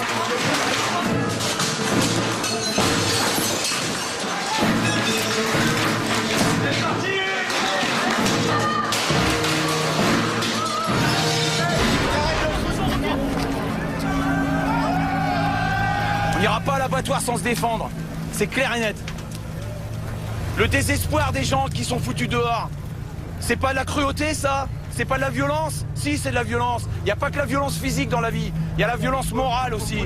Moi, je suis fier de ce que les mecs ils ont fait aujourd'hui. Et n'attendez pas. The worker uprising began to spread across the country and became increasingly threatening. The Caterpillar Heavy Equipment Company in Grenoble announced that, in spite of record profits, they would be cutting 20,000 jobs worldwide, over 700 here in France. The global meltdown would reduce demand for their bulldozers, and so production would have to slow down. On March 2nd, workers surrounded the plant. Ils ont dit qu'ils descendaient toutes les heures pour nous informer de l'avancement de ces négociations. They were following the instructions of union leader Pierre Picaretta, who, like his father before him, has worked his whole life at Caterpillar. On est des humains Et on n'accepte pas, là, tête baissée, cette économie qui nous fait souffrir. Donc on ne pouvait pas accepter comme ça le fait d'annoncer des bénéfices records et de licencier les personnes. Oh, venez les gars, vous faites quoi là? 3 weeks of negotiations led nowhere. Tous ensemble, ouais! Ouais! Tous ensemble, ouais! On veut une solution!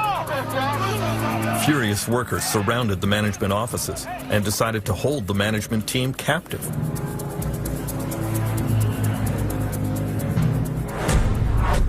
The first union leader on the scene was Nicolas Benoit. Ce coup-là, les patrons ne sont pas partis, donc on les a obligés à venir à la table des négociations pour discuter. Ils ont refusé, donc les salariés ont dit tant que vous ne reprenez pas des négociations qui soient des négociations sérieuses, vous restez là. Et là, vous êtes séquestré ou pas? Pour l'instant, non. Nicolas Polutnik led the management team that was taken prisoner. At first, he refused any further discussions with the union. Faut pas nous prendre pour des putes. Alors, messieurs, vous voulez reprendre les négociations? With the Caterpillar bosses held captive, the situation became increasingly dangerous. The police did not immediately intervene. The union leaders were trying to keep control of the situation. Allez, faites panique, s'il vous plaît. Oh, les gars, on dort ici, hein. The media were then told that the bosses would be staying the night.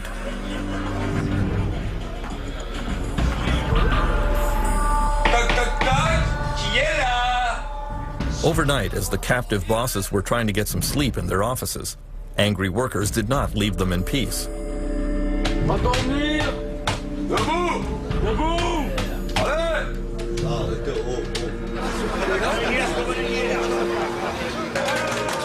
The Caterpillar kidnapping incident made news around the world.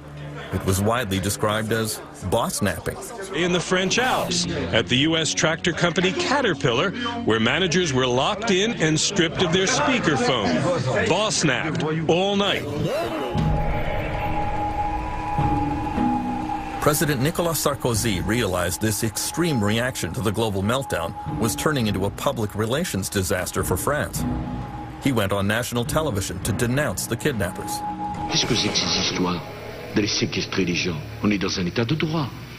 Je ne laisserai pas faire les choses comme ça. Dans un état de droit, la loi, elle doit être respectée. Privately, however, French Finance Minister Christine Lagarde was critical of Caterpillar management. She thought that the situation was exacerbated by the ham-fisted tactics of the American company, a common problem with foreign-owned firms. On a souvent constaté dans des entreprises sous capitaux étrangers que le dialogue n'était pas aussi riche et aussi développé parce que le centre de décision est ailleurs.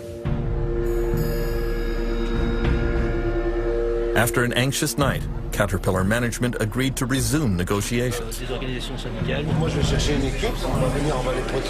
In exchange, the union allowed the bosses to leave the plant, although there were some tense moments on the way out.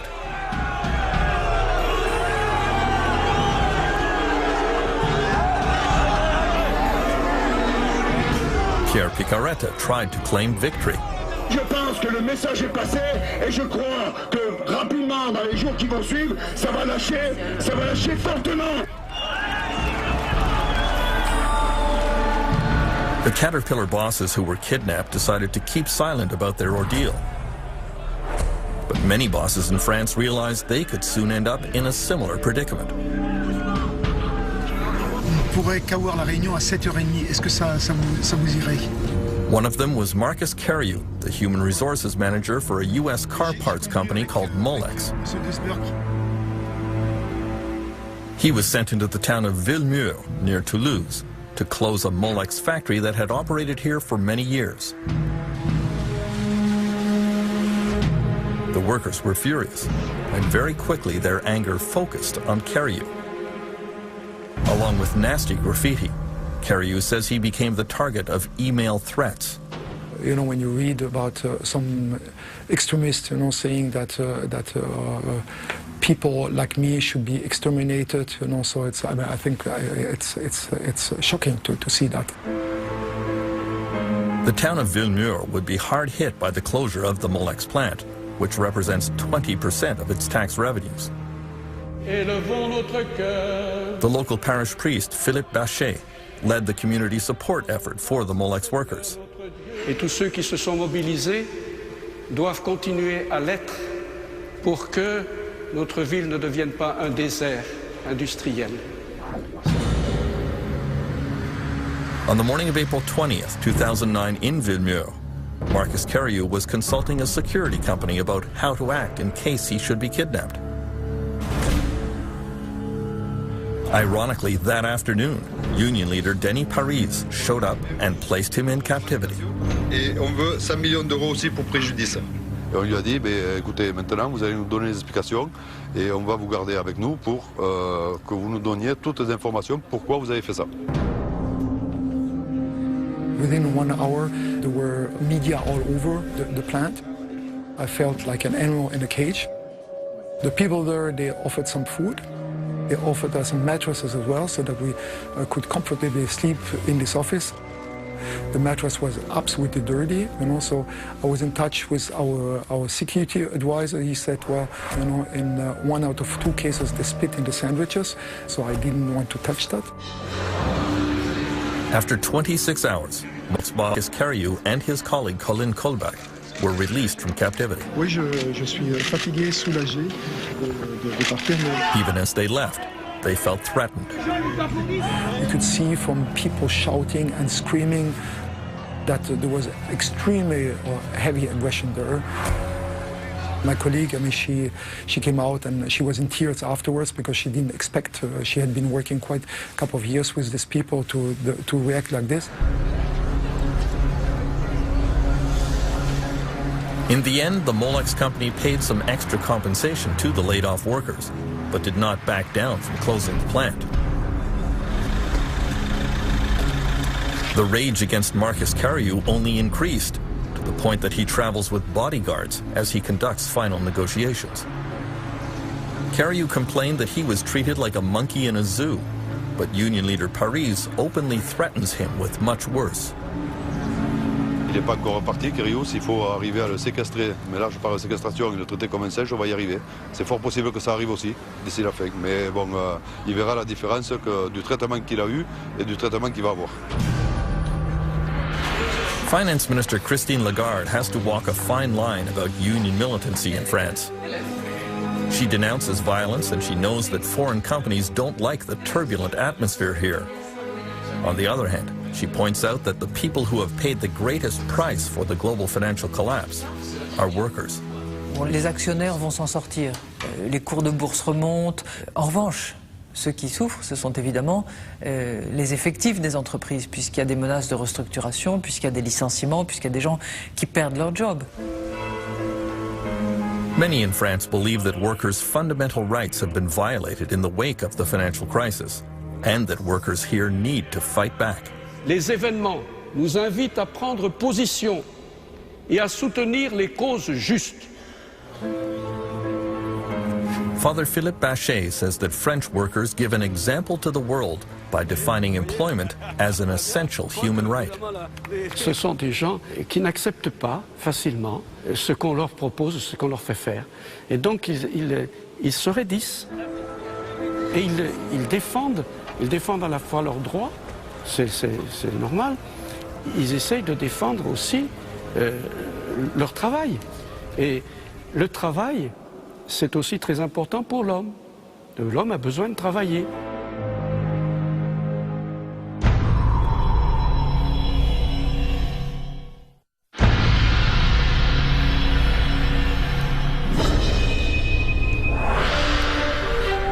Iceland was a microcosm of everything that went wrong during the global financial crisis. The sudden collapse of the country's banks in the fall of 2008 wiped out the pensions and savings of most Icelanders. Every citizen was now saddled with a debt estimated at $350,000 per person. Icelanders were furious at the greed of bankers and government cronyism that contributed to the meltdown. In early 2009, some took to the streets to express their dissatisfaction. First, they surrounded the national parliament, and protest leaders appealed to the public to come out and support them. I sort of wasn't very optimistic that we would be able to mobilize the people. But every week, every day, you got such shocking news that completely shook the foundations of, you know, your sense of what was moral. The immorality that was exposed to us was so shocking that people started to come together.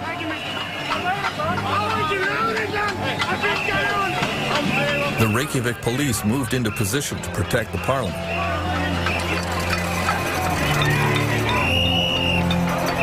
Inevitably, there were scuffles. Nothing like this had ever happened in Iceland, and both sides were unsure how to proceed.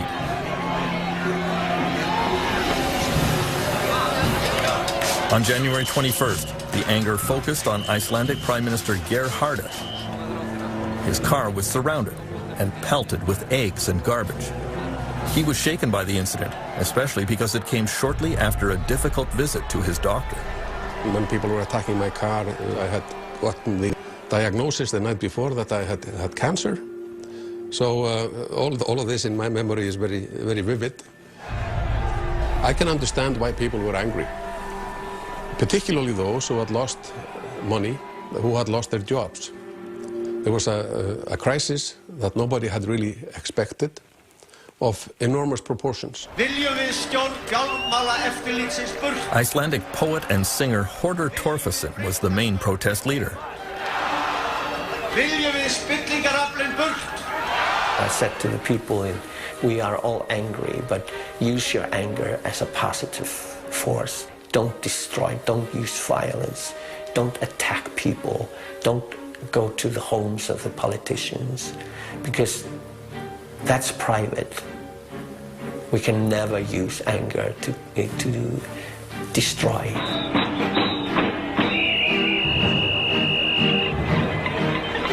Torfason asked the crowd to go home and get their pots and pans, then come down and serenade the politicians in the parliament. Við þurfum ekki að nota alla þessa peninga.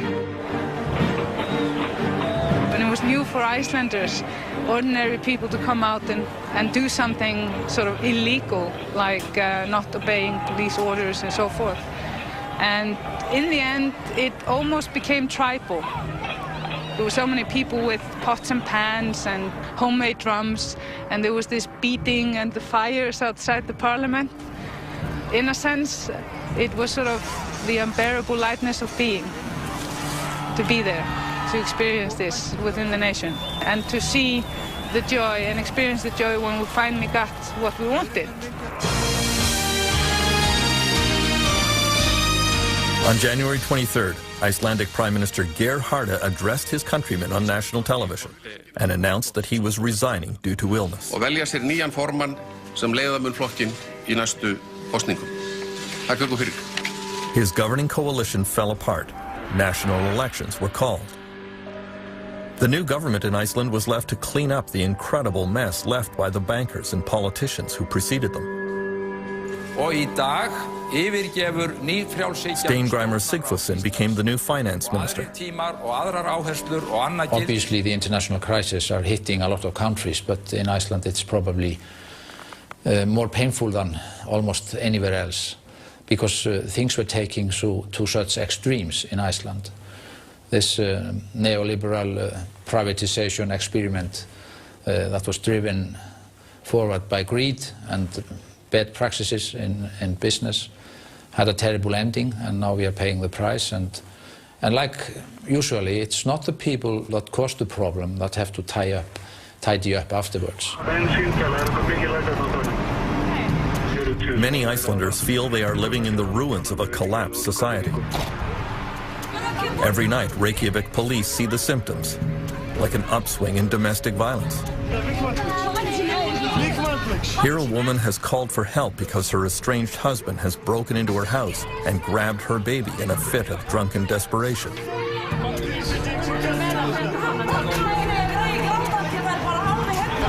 The police calmly talk the unemployed man into giving up without a fight. Constable Stefan Einarsson says police here are sympathetic with people who become despondent after they lose their jobs. We're just people like everybody else. We have mortgages and car payments we have to make. So we're in the same situation as everyone else. Protest leader Birgitta Jonsdottir was elected to the Icelandic parliament. I feel incredibly strange, and at the same time I feel deeply honored to be trusted, to be in there. I will just carry on doing what I was elected to be sort of a bridge or a voice for ordinary people, for the grassroots movements within this building there. As a result of the meltdown, young people in Iceland faced decades of high taxes and reduced social services to help pay off the debts run up by Icelandic banks. At this art college in Reykjavik, the students are multilingual, well-educated, and mobile, and there is a great fear that a high proportion of them will just give up on Iceland and move to other countries. Korto Jabali is one who plans to emigrate. Most of the people I know don't want to live here forever. They all want to leave.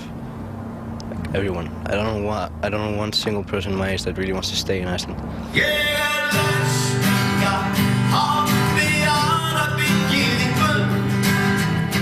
Icelandic protest leader Hordur Torfason has resumed his career as a performer.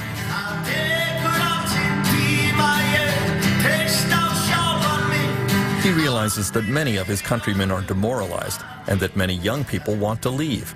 But he is quite sure that Iceland can still have a bright future. I think many of these people, if they go away and they look around in the world and they start revaluing or seeing what really they will come back.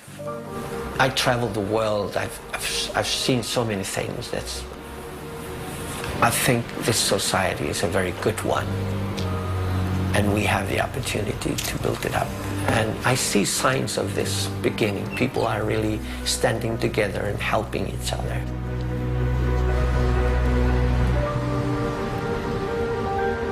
In confronting the problems of a failed economy, Iceland at least has the advantage of a strong social safety net.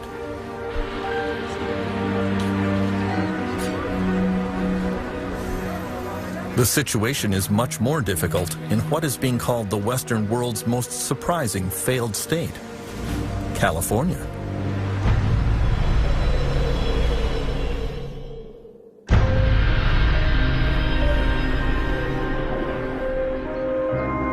In the 3 months following the meltdown, there were an estimated 1 million foreclosures in the United States, sweeping many middle-class families into poverty.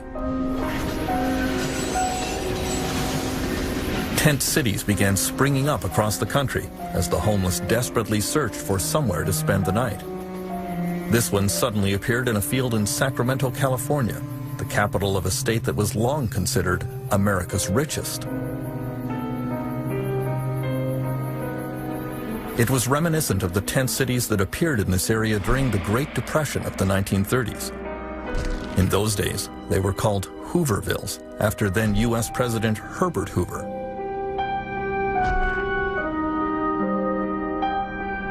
Back then, homeless people camped along the banks of the Sacramento River at the edge of town.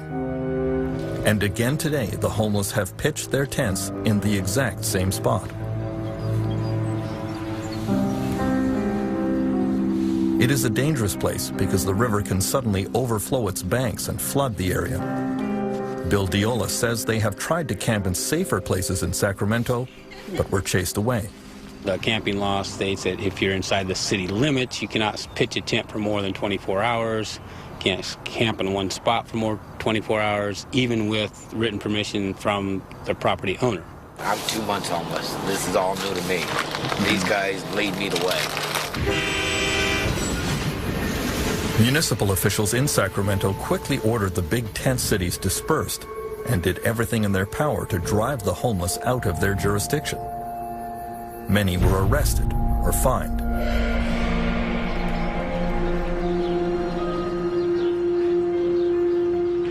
The Harrelson family of Sacramento have been homeless for months. When debt overcame them, they sold their house and tried to move in with relatives, but it didn't work out. They are on bicycles now because they can't afford a car, which is sadly ironic because Francis is a retired auto worker. I worked for General Motors for about 30 years. And I got an early, when they came out with the early retirements, I jumped on it. Thought it was a good deal. Didn't turn out to be. The family has spent some nights camping beside the Sacramento River, which Angelina did not enjoy. I'm a girly girl. I don't like bugs. I don't like dirt.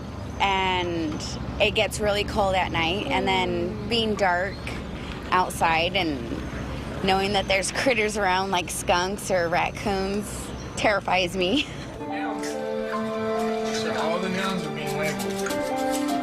The Harrelsons' 8-year-old son Joseph attends the Mustard Seed School in Sacramento, a school specially for children who are homeless.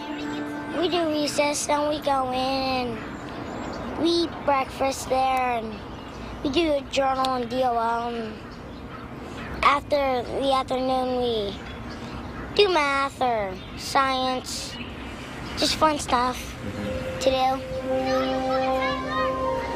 After the global financial collapse knocked so many families out of their houses and down below the poverty line, there are now over 1.5 million homeless children in the United States. This school is privately funded by a charity called Loaves and Fishes. It's not uncommon when the kids first come, you know, we have sack lunches that groups in the community have fixed for the kids. And a child will be eating her lunch and the teachers will notice that she's hiding food. And when asked, that little girl will say, well, it's for my mother. I know she's going to be hungry. And for a child to be hiding food to take care of her hungry mother is not the way things should be. What is this? I have no idea. There's times where he gets really frustrated at us and he'll tell us, why can't you just give us a home like other normal kids? I want my own room back. It breaks my heart when he gets frustrated like that. It really breaks my heart to have to sit there and tell him, you know, I'm sorry. More and more charity organizations are stepping up to offer food and clothing to the homeless, but the demand just keeps growing.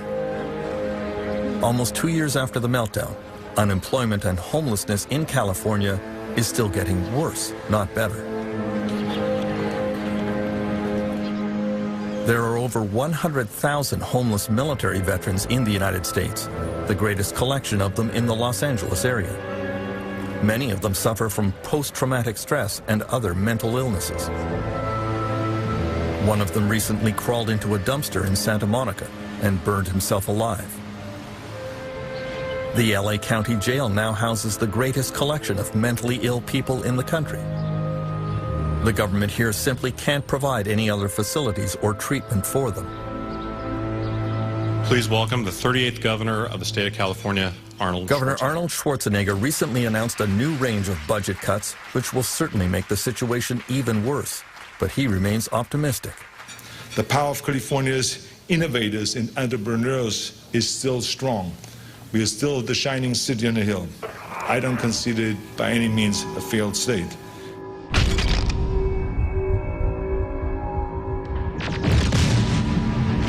Many of the governor's critics say he's turning California into a wasteland that resembles his famous Terminator movies. He doesn't see it. When I was doing movies, I enjoyed destroying everything.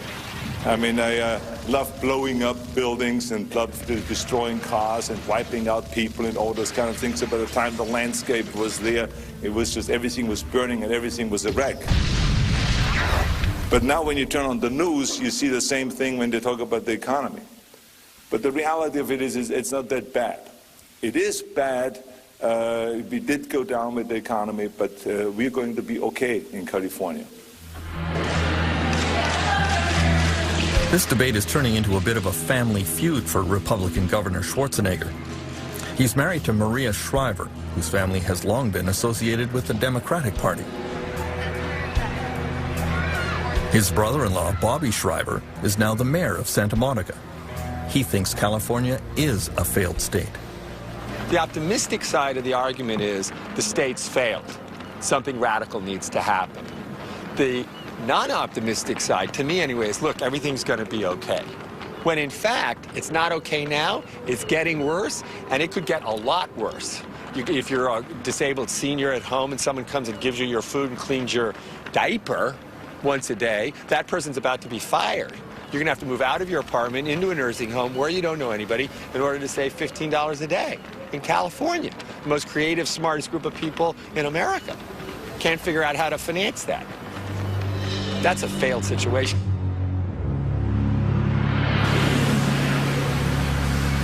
This is absolutely outrageous. Many people believe that Canada was largely spared by the global financial crisis. The people of Windsor, Ontario, don't feel that way.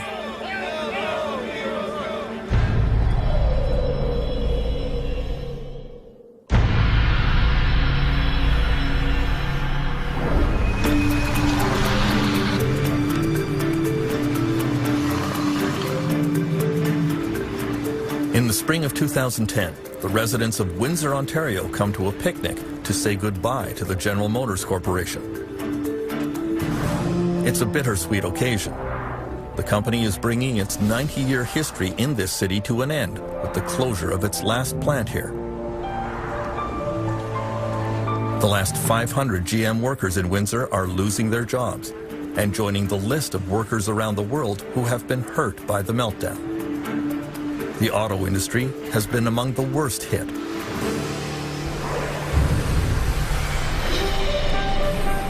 At its height, General Motors employed 7,000 workers in Windsor.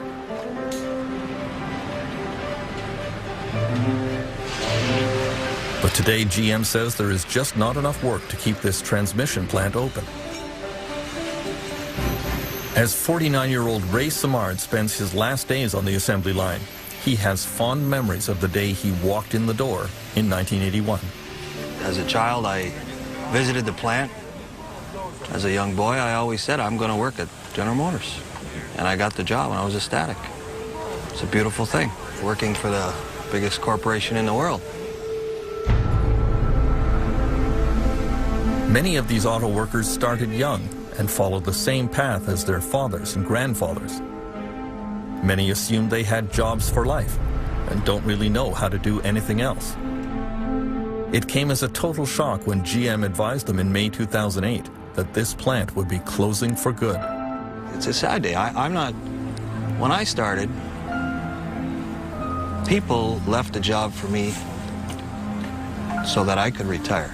I'm going to retire, and I'm not leaving a job for my children. That's disheartening. It really is. You feel a bit somehow responsible for that? Or?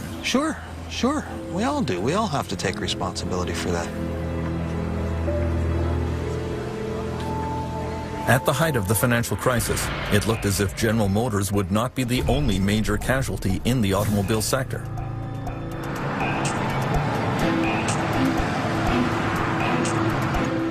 Chrysler was headed for bankruptcy as well. The Chrysler minivan plant in Windsor employs over 4,300 workers. Canadian federal and provincial politicians were summoned to an emergency meeting at Chrysler headquarters in Detroit. Ontario's Minister of Economic Development and Trade was there, Windsor's Sandra Popatello. They sat down with us and started talking about what their condition really was, and it was very frightening to hear. And I guess being from Windsor, being brought up here, most of our lifeblood has been from the automotive sector. I thought I would never see the day that I would hear or get a sense that this could collapse. At the height of the 2008 crisis, executives from the big three U.S. auto companies came to Washington to ask for a massive government bailout. Famously, they all arrived in private corporate jets. There was a wave of revulsion from politicians and workers. Who do you think you are? You're asking for $50 billion and you fly in on a corporate jet? Those are our profits as well. As workers, every worker, I know at our plant they said, you got to be kidding me. The U.S. government came up with the bailout money, and Canada quickly followed suit. Canadian Finance Minister Jim Flaherty is the Member of Parliament for Oshawa, another riding that depends on the automotive sector. discussions have taken place about this. He points out that there were many jobs at stake in Canada beyond those at the big three U.S. car companies. The fundamental challenge was this: were we going to be in the auto business or not? And the big driver, from my point of view, was the fact that we have three of the largest global parts companies in the world, in Canada. And that's where most of the technological innovation is. So we lose Chrysler, we lose General Motors, they continue in the United States and Europe and elsewhere, we're going to lose those parts companies too, because they'll have to follow them. This is absolutely outrageous. One group of workers in Windsor decided to fight back against their plant closing. The incident came at the Aradco car parts plant, which manufactured stamped metal components for Chrysler. In March 2009, workers were called on a Monday night and told to stay home. The American-owned plant was shutting down. Aradco workers realized that their management was trying to sell all the equipment and sneak off without paying any kind of settlement to employees, some of whom had worked for decades and were owed $30,000 or $40,000. Not today, motherfucker! Go home! They decided to stop trucks that were arriving to empty out the plant.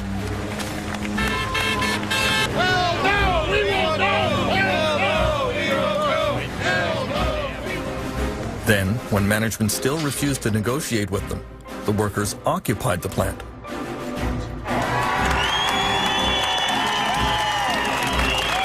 it pathetic when our guys have got to go to this length?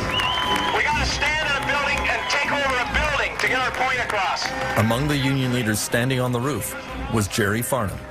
Some of the workers here have decided to take over the plant. That's the only thing they have in order to try to get the monies that are owing to them. Sir, they have the right to refuse your entry. Okay, that's what they're doing.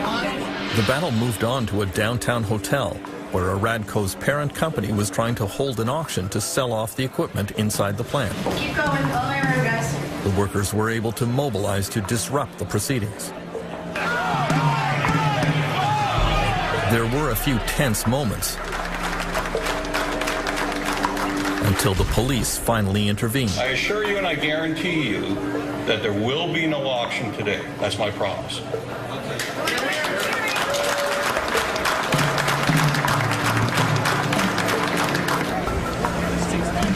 It turns out that the American owners of this plant were already fugitives from justice.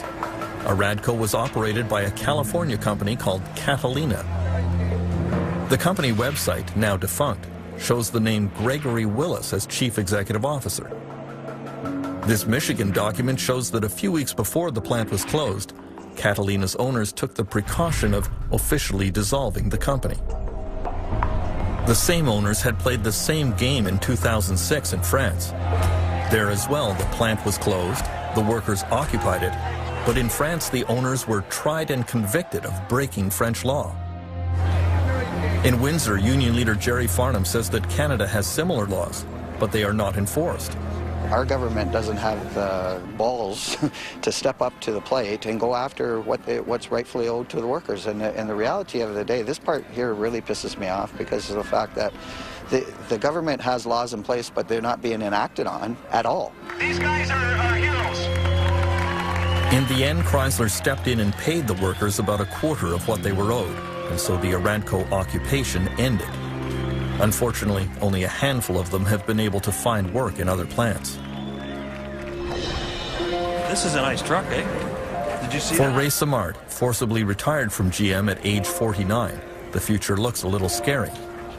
He realizes that he is unlikely to find a new career that pays anything like the auto industry, but he is ready to make the best of it. I still have young children that I need to put through university, so there will be a change in my work employment. I'm not sure exactly what door is going to open for me yet. I'm still, my dad was a carpenter, and I may have to pick up my tool belt again. That's a possibility. The most devastating effects of the financial collapse are being felt in the countries that flew the highest during the global real estate boom. In Spain and in Dubai.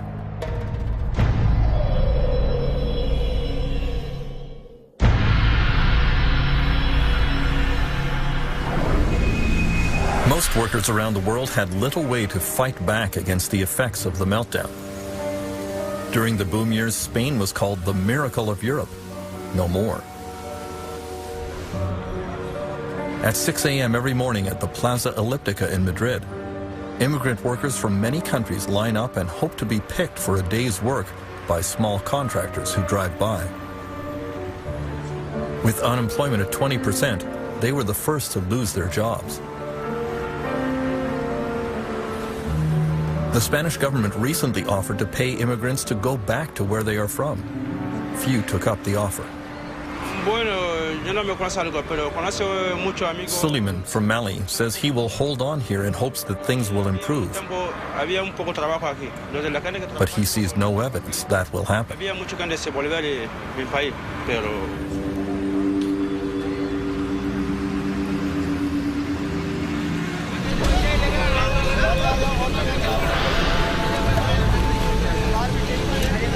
The real estate crash in Dubai has been even worse for the army of construction workers who came here from India and Pakistan and all over South Asia.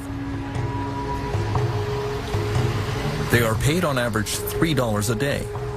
Many of them have been thrown out of work. Many have not been paid for months. There were 200,000 laborers at once here. And the practice is such that if you want to come to Dubai as a laborer, you just don't apply. You actually go to your home city in Bangladesh or somewhere in Karachi and pay a middleman money. So you're buying yourself a visa, okay? And while you're working, you're actually paying back maybe your prepaid visa rights through the first year. So imagine if those guys didn't get paid for 2 or 3 months.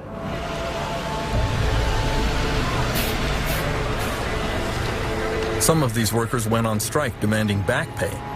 Dubai authorities started rounding up unemployed workers and forcibly expelling them from the country. For many, it is unclear whether it is worse to stay or to go home. Because many of them had to take on debt in their home country in order to get to Dubai to pay for their visas and sponsorship, they're actually going to go home either at a loss or, in the worst case, indebted to money sharks in their home country. So in many ways, they're the biggest losers of the Dubai crisis. As the grim toll of the financial crisis continues to mount around the world, many governments are looking for the true causes of the meltdown. In many cases, what they are finding is criminal. The search for the causes of the global financial meltdown has led to some evidence of fraud and corruption. In the City, the financial district of London, England, during the boom, the wild partying and flaunted excess of the banking world became legendary. Then a deep throat appeared, someone who was telling tales out of school that could get everyone in trouble.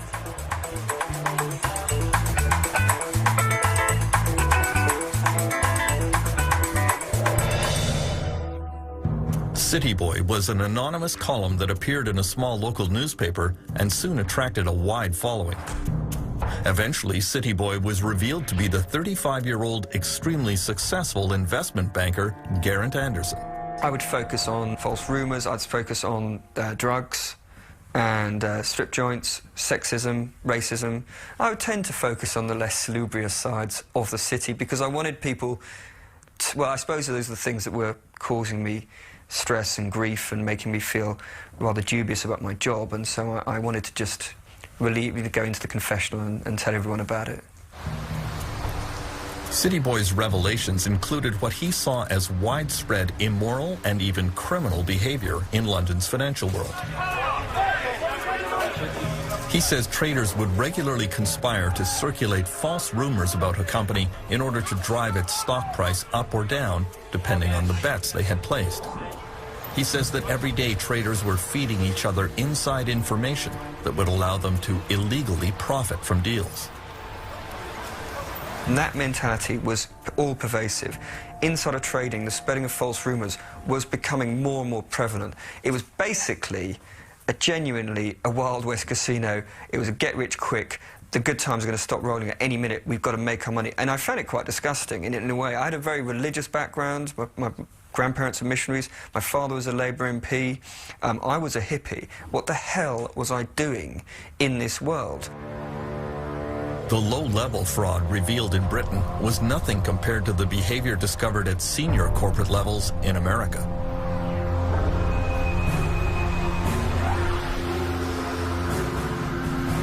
U.S. investigators, however, discovered that criminal behavior is hard to prove when it involves some of the most powerful people on Wall Street. The first two U.S. executives charged with fraud were Ralph Cioffi and Matthew Tannen, who ran a giant hedge fund and America's fifth-largest investment bank, Bear Stearns. They were among the top golden boys on Wall Street. But the failure of their investment fund in 2007 eventually led to the collapse of the bank. Investors lost billions. Investigators discovered that in March 2007, the two realized that their fund was melting down. Cioffi emailed Tannen, "The worry for me is that the subprime losses will be far worse than anything people have modeled." Meanwhile, Tannen bragged that he was still finding suckers to invest in a fund he knew was failing. Believe it or not, I've been able to convince people to add more money. They reminded me of the emails that we saw during the tech stock bubble, where the analyst would go out and shill for some stock and then in an email tell his colleagues this is crap. I think it's appalling that people who are making that much money and who purport to be smarter than everybody else basically turn out to be nothing more than devious snake oil salesmen. At their trial, Cioffi and Tannen hired a parade of high-powered expert witnesses to testify that their actions were not illegal. Just one of those experts, R. Glenn Hubbard, a former economic advisor to George W. Bush, was paid $100,000 for his testimony. Mr. Cioffi's not going to make any further comments now. The two were found not guilty, although they now face a raft of civil charges from the Securities and Exchange Commission. The case was seen as a shocking demonstration of the power of Wall Street money. If we have a Wall Street bank that can afford very, very clever litigators that have an awful lot of firepower behind them, they can overwhelm the Securities and Exchange Commission. They can overwhelm other government agencies. They probably will. But that doesn't mean that they were playing the game straight. That doesn't mean that they were following the intention of the law. In recent months, a lot of investigators in the United States have focused on the richest investment bank, Goldman Sachs. The meeting of the Financial Crisis Inquiry Commission will come to order. In the hearings of the Congressional Commission examining the meltdown, Chairman Phil Angelides went after Goldman CEO Lloyd Blankfein for betting against his own customers in the market for complicated financial products. Do you believe that was a proper legal, ethical practice? The short answer is, this is the practice of a market maker, and I would like to explain this. Blankfein claimed that his bank was just putting together deals, matching buyers who believed house prices were going up with sellers who believed house prices would go down. He argued it was completely normal for Goldman to take one side of that bet, or lend money to the buyer or the seller. We provide the necessary liquidity as market makers to help ensure that buyers and sellers can complete their transactions and securities markets can function efficiently. Goldman Sachs was not merely matching buyers to sellers. They were actively creating products for sale into the marketplace with the Goldman Sachs imprimatur behind it. And I believe that carries with it responsibility. Lloyd Blankfein denied that responsibility. He said betting against his own clients was okay because all parties knew what they were getting into. I'm just going to be blunt with you. It sounds to me a little bit like selling a car with faulty brakes and then buying an insurance policy on the buyer of those cars. Every I'm talking about betting against of an asset here is an institution, probably professional-only investors dedicated, in most cases, to this business. Representing pension funds who have the life savings of police officers, These teachers. are the professional investors who want this exposure. But that was immediately contradicted by evidence unwittingly provided by a young Goldman trader named Fabrice Tour. A U.S. Senate committee discovered emails in which Mr. Tour had bragged that he was selling to unsophisticated investors, or as he called them, widows and orphans that I ran into at the airport. Goldman Sachs has claimed that it had no idea that the U.S. housing market was destined to collapse. But way back in January 2007, Fab Tour wrote, "The whole building is about to collapse any time now. Only potential survivor, the fabulous Fab, standing in the middle of these complex, highly leveraged, exotic trades he created." Fabrice Tour and Goldman Sachs were charged with fraud by the U.S. Securities and Exchange Commission. I deny categorically the SEC's allegations, and I will defend myself in court against this false claim. Got it? 105? Yes, Mr. Chairman. Senate Investigations Committee Chairman Carl Levin went after Tour's superiors at Goldman Sachs, reading other emails which indicated they knew they were selling faulty products to their own clients. June 22 is the date of this email. Boy, that Timberwolf was one shitty deal. How much of that shitty deal did you sell to your clients after June 22, 2007? Mr. Chairman, I don't know the answer to that, but the price would have reflected levels that they wanted to invest in. Oh, of course. But they don't know it's a... You didn't tell them you thought it was a shitty deal? Well, I didn't say that. Come on, Mr. Sparks. Well, Mr. Chairman... Should Goldman Sachs be trying to sell... And by the way, it sold it. A lot of it after that date. Should Goldman Sachs be trying to sell a shitty deal? Well... Can you answer Again, that one? Can you answer that one, yes or no? I mean, we expect, I think, when we go into the hardware store or when we go into the toy store for our children, that when we buy products, that they're good products and that the people selling them stand behind them. It's really the nature of responsibility in a society and an economy.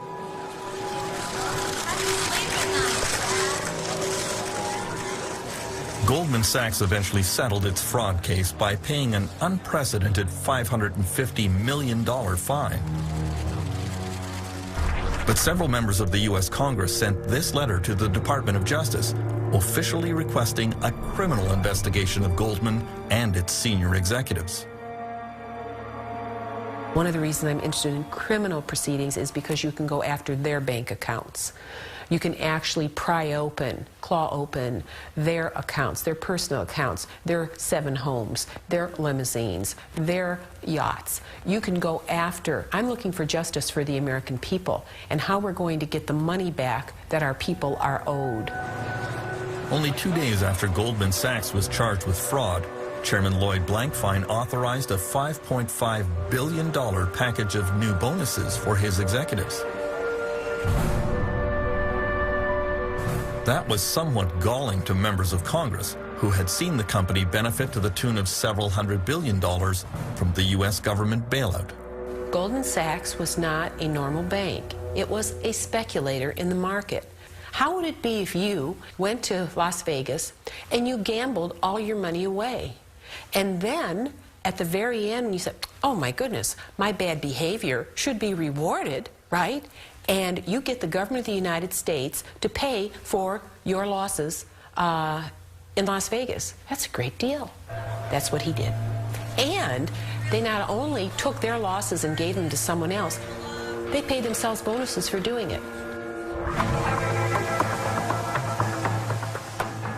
The search for fraud and corruption behind the meltdown was also underway in Europe, where some high-level con artists are going right back to business.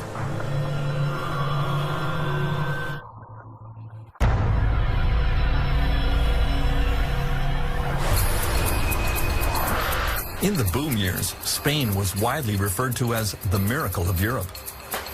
There were more houses built here than France, Germany, and several other European countries combined. But now we know there was a great deal of greed and corruption beneath the surface. Among the brightest stars of the real estate boom here was Francisco Hernando, a true Spanish success story. He lived a flamboyant lifestyle, surrounded by his motorcycle racing team, his corporate jets, and his private yacht.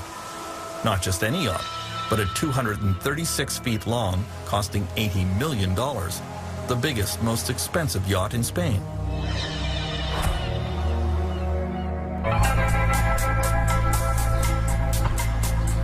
In 2004, Francisco Hernando built what was supposed to be his crowning glory near the town of Cesena, 1 hour south of Madrid, a giant condominium development the size of a small city.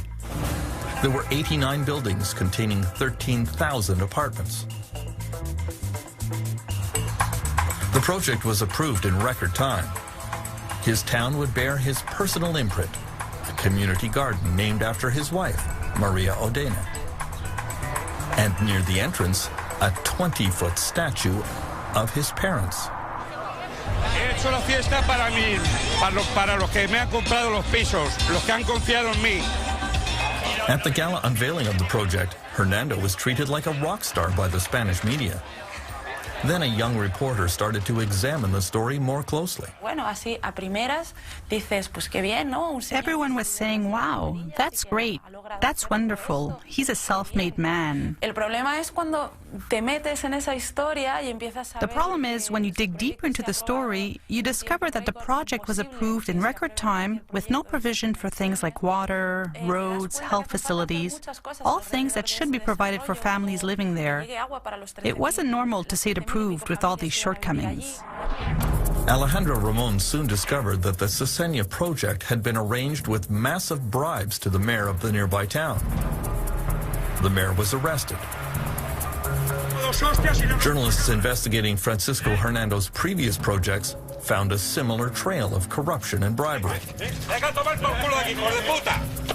He did not welcome this new brand of media attention. Today, Hernando's showcase development of Cesena is a ghost town. Without all the proper hookups for water and sewage, very few people could actually move in. There is just one empty building after another, connected by deserted streets. Because of the meltdown, the market for condominiums has collapsed. Francisco Hernando has evaded prosecution because Spanish police have not yet been able to prove that he was the source of all the bribes.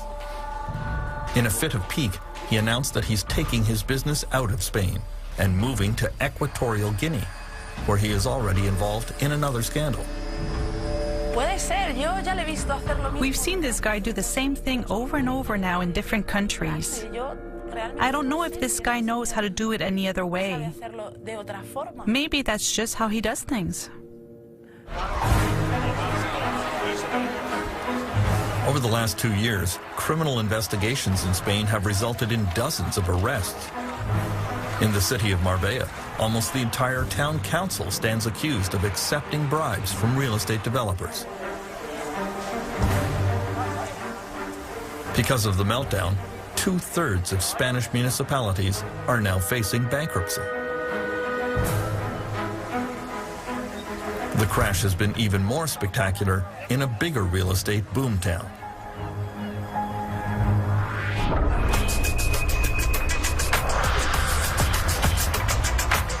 In the years before the meltdown, Dubai had the biggest real estate bonanza in the world.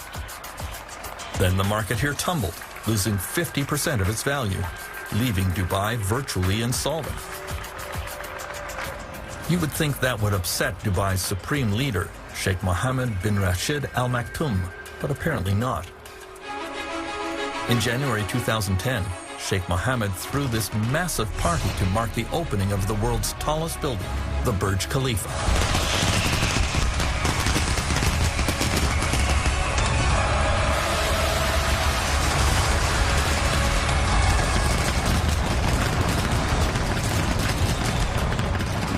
Sheikh Mohammed calls himself Dubai's CEO. He always claimed that he ran his government according to strict business principles, but now many are quietly questioning his judgment and his leadership. Well, I think when you portray yourself as the CEO of Dubai Inc., if a company goes bust and disgraces itself and leaves a lot of people indebted, normally in order any restructuring, the CEO has to be replaced. The problem in a traditional monarchy or an autocracy in this case is that the CEO remains. Government and business officials in Dubai have followed the Sheikh's lead.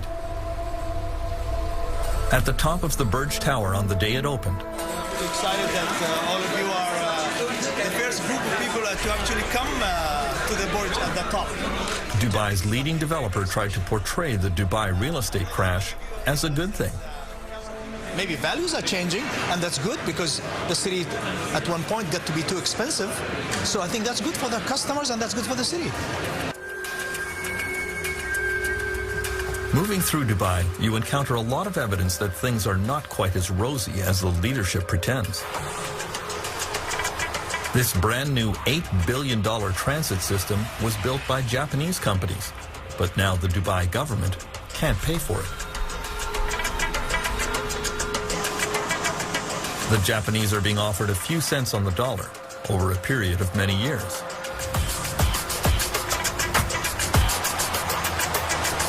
Before the crash, Dubai was home to the world's greatest collection of building cranes.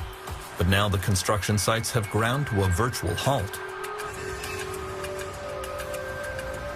Many of these real estate developments have been spurred on by speculators who never intended to occupy the units, only to flip them for a profit. The government here did everything to encourage the scheme. To many critics, that was fraud. Dubai, in many ways, with not to be too uncharitable, was a state pyramid scheme, a state Ponzi. It relied on more people coming in to buy the properties or even the deposits of people who'd been there a little bit earlier than them, and it had to keep on going. The crash when it happened in Dubai was like a game of musical chairs coming to an end. The fools who were left with these half-finished properties, or in some cases patches of sand, were unable to sell on the premium because they were worthless by this stage. In the ultimate denial of reality, Dubai is moving right into its next real estate mega project called The World. It is a series of islands off the coast, roughly in the shape of a world map. Developers are supposed to buy the islands and build their own tourist facilities on them. Austrian Joseph Kleindienst has bought the islands of Central Europe. The first island to be developed will be Germany. Joseph believes passionately in this project. His dream here includes hotels and condominiums to be used year-round by German tourists. Why would those tourists come here when the temperature in Dubai reaches 40 degrees Celsius, which it does for months at a time? Easy. Joseph says he's going to air condition entire streets. The R&D Institute from Germany, the Fraunhofer Institute, came up with an excellent idea to help during this time. We will build a 1.6 kilometer long boulevard, climate controlled, so that people can walk outside 12 months a year and enjoy the climate controlled boulevard. Joseph's optimism seems hard to justify. The parent company of the World Project has announced that it cannot pay its debts to its many creditors. The international skepticism about Dubai is only growing, especially because the government here has been very secretive and even disingenuous about the state of its finances. Dubai's proposed island paradise with air-conditioned streets may be a harder sell than they imagine. I believe there were even plans to have refrigerated beaches in Dubai at one point, and I'm not sure in the post-credit crunch world that the smart money would be going to Dubai in quite that way anymore. Transparency, due diligence and sustainability will be the watchwords of the next decade, and Dubai fails on all counts. I wouldn't feel particularly confident if I'd invested dozens of millions of dollars in purchasing these patches of sand.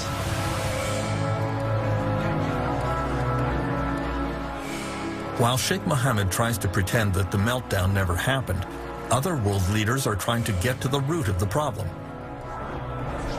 There have been some very tough questions, including one from an unexpected source.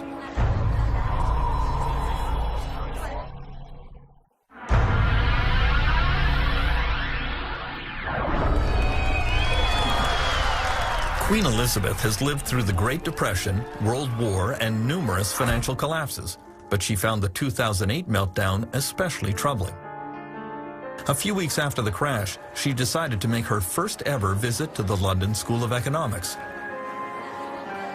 For a few minutes, she made polite conversation with her hosts and then surprised them with a tough question about the financial crisis.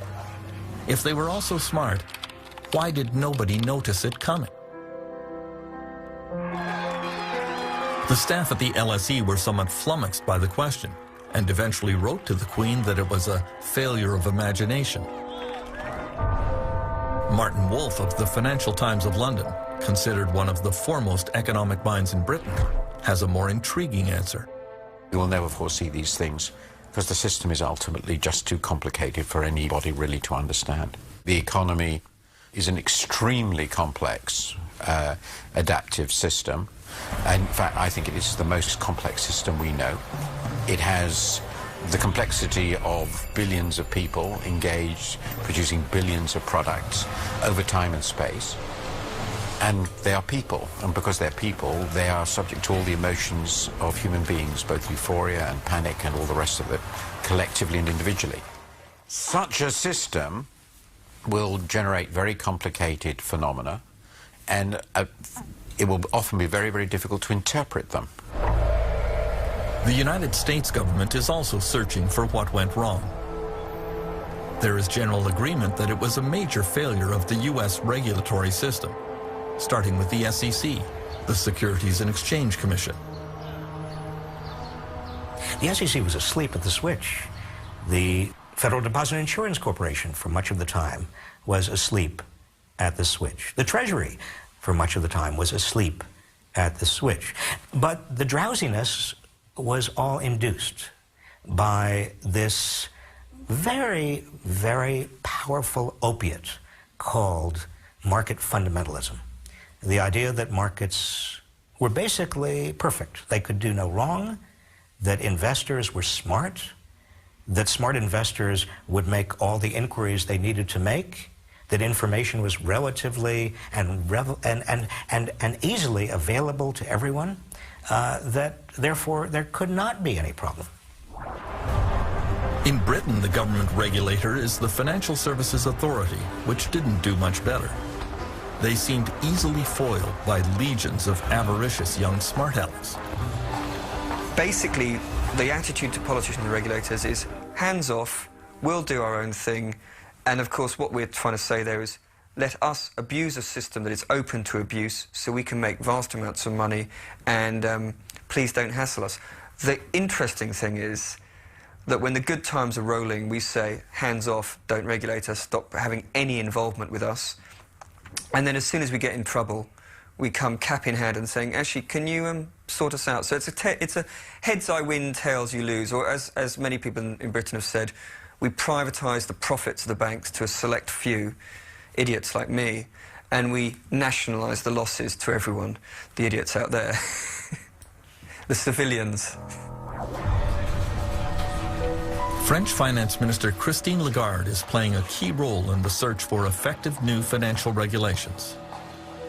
You hear privately from businessmen a lot. Governments can pass any regulation they want. We will always be able to outsmart governments and politicians in particular. Thieves and cops. Oui, c'est ça. C'est le gendarme et le voleur. C'est dans la nature humaine que d'essayer de contourner les obstacles. Quand on est un petit enfant et qu'on vous donne un interdit, vous essayez de voir comment vous pouvez passer à travers. Là, c'est la même chose. Le gouvernement fixe des règles et le monde des affaires se dit, bon, voilà les règles, voilà, il faudrait que je paye beaucoup de conseillers, de fiscalistes, d'avocats, de management en consultant, etc. Pour contourner les obstacles. Il faut constamment être en outsmarting each other. Donc il faut constamment anticiper la manière dont l'autre va essayer de contourner la règle pour améliorer la règle. Donc on est en travail permanent. In the United States, the quest for new financial regulations has been swayed by the deep pockets of Wall Street bankers. This is There was real anger at the banks after the meltdown and widespread demand to hold Wall Street accountable. We know the financial industry is spending $1.4 million a day right here on K Street to kill legislation up on Capitol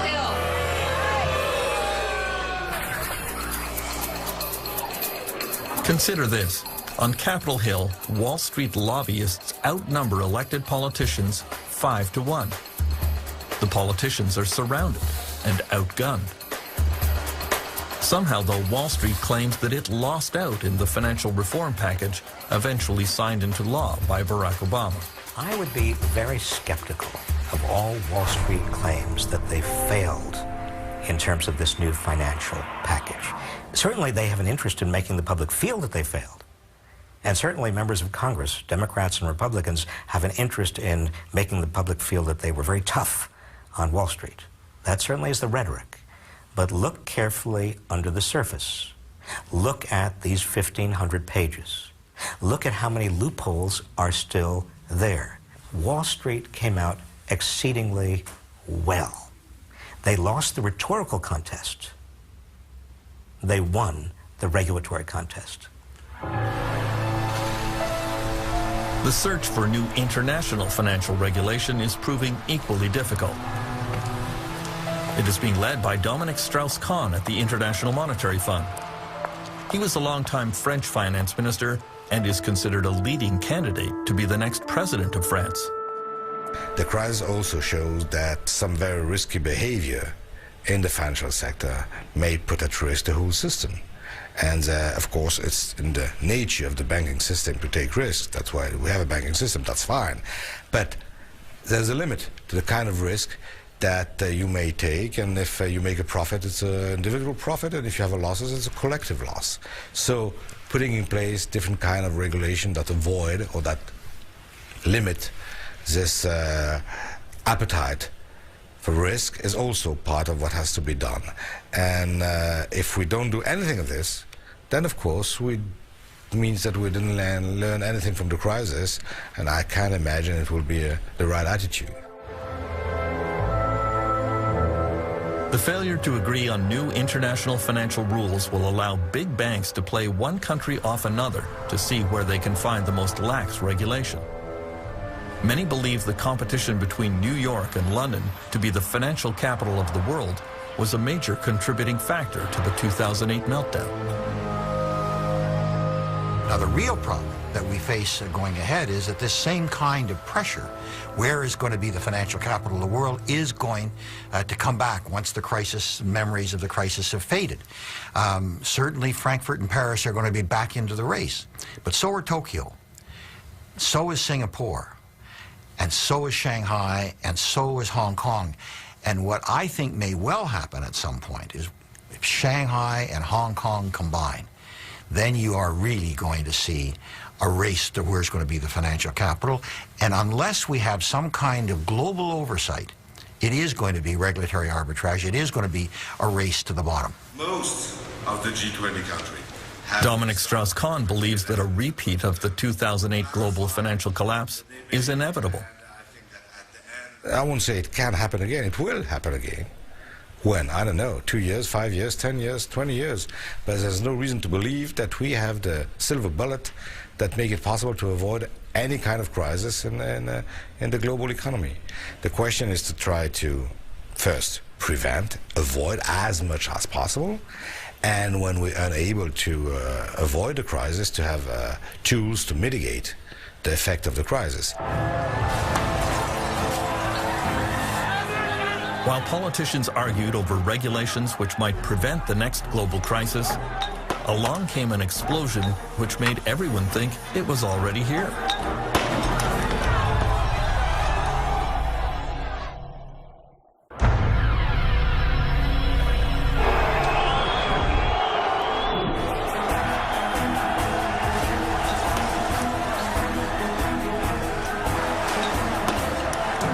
In the spring of 2010, it looked as if the next global financial crisis was already starting.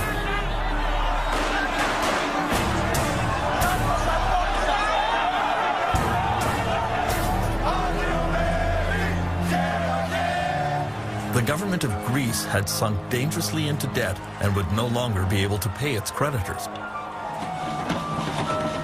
Demonstrations filled the streets of Athens as millions lost pay and benefits. Είναι δυσίωνο. Παιδιά, δεν τα βλέπω καλά τα πράγματα και μάλλον είμαστε έτοιμοι για άλλη γη και άλλα μέρη. Αυτό. Είναι πολύ δύσκολο, πάρα πολύ δύσκολο. Φοβάμαι ότι θα έρθουν πολύ χειρότερες μέρες, πολύ πιο δύσκολες μέρες. Τίποτα, την πτώχευση. Νομίζω ότι είναι αναπόφευκτο. Επειδή έχω μια επαφή με οικονομικά θέματα, θεωρώ ότι δεν υπάρχει τίποτα άλλο πέρα από αυτό, δυστυχώς. Many international investors believed that if Greece fell, other countries such as Portugal, Spain, Italy, and Ireland would not be far behind. All those countries found it very hard to borrow money. Why should I lend any money to you unless I trust that you're going to pay me back? And if you show that you are not reliable, I'm not going to trust you, or I'm going to demand huge interest rates in terms of making my next loan to you. Sovereigns are no different from banks, no different from individuals. So we've got to restore trust. Trust was supposed to be restored in Greece and other weak European countries with a $1 trillion bailout funded by the strongest European powers and the International Monetary Fund. Dominic Strauss-Kahn worries that the bailout is only a temporary solution to Europe's problems. The problem of Europe is a bigger problem than the Greek crisis. The problem of Europe is a problem of low growth. The problem of Europe is the fact that there's almost no increase in productivity, and that there's this huge set of countries accounting for close to 1/3 of the global GDP is just unable to, in the recovery, to take advantage of the recovery. So far, the recovery in most parts of the world has been funded by massive government spending. This was the way to quickly create jobs in everything from construction to engineering, and thus alleviate the unemployment crisis. Now, a lot of people would say you're just putting off the pain for a later date, and indeed we are. What we're doing is those governments are taking on debt to do that, and it's our children and grandchildren who presumably will eventually have to repay that debt in order to finance our little rescue today, which might not work and might only put a day of reckoning off for another couple of years. For some leaders, such as Nicolas Sarkozy of France, the global financial crisis has been a profound shock that radically transformed their view of the world. Sarkozy has always been seen as a right-wing free enterpriser, very much pro-capitalist and pro-American. Then France was rocked by plant closures and labor upheavals. Some workers even kidnapped their bosses and turned to other forms of violence. Il nous faut trouver. In September 2008, Sarkozy gave a speech that astonished his audience. Le laisser-faire, c'est fini. Le marché tout-puissant qui a toujours raison, c'est fini. Je vous l'ai dit, je crois qu'on a tous changé au travers de cette crise. Et en même temps que la bulle immobilière et que la bulle financière s'est dégonflée, ça nous a tous permis de faire un peu un examen de conscience de la création de valeur, de la répartition des ressources, de l'allocation des richesses, de la stratégie des pays les uns à l'égard des autres, de la mesure du bien-être. Je crois que sur tous ces points-là, nous avons tous évolué, le président de la République aussi. Ce sont des principes simples sur lesquels je ne céderai pas. President Sarkozy has asked some of the world's leading economists to come up with new ways of measuring growth and prosperity, to give greater consideration to the environment and quality of life. He wants a rethinking of capitalism. What gets measured gets done. Si vous n'êtes pas capable de mesurer quelque chose, vous ne faites rien, vous n'améliorez rien, puisque vous ne savez pas par rapport à quoi vous vous basez. Donc la mesure des choses est extrêmement importante. Je vous donne un exemple.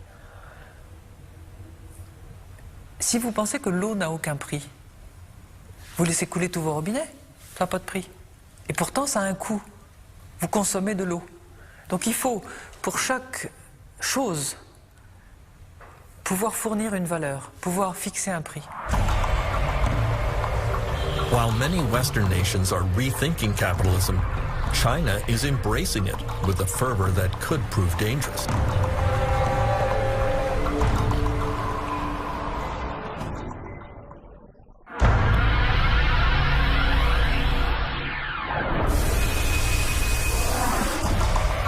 The Chinese economy has been surging ahead in the last few years, and many economists seem to believe that China can become a kind of engine that pulls the world out of recession. Chinese consumers are becoming richer, and there is hope that their increased spending will kickstart the global economy.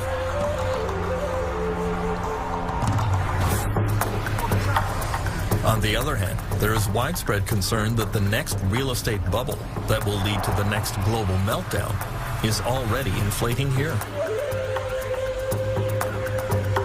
In the world's largest municipality, Chongqing, you see the construction of an endless supply of apartments right beside other apartment buildings that are largely unoccupied.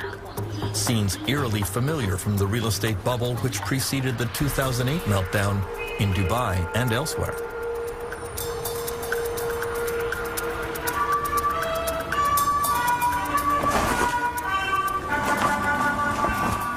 The Chinese Communist Party, however, tends to conceal any unpleasant facts about the economy here.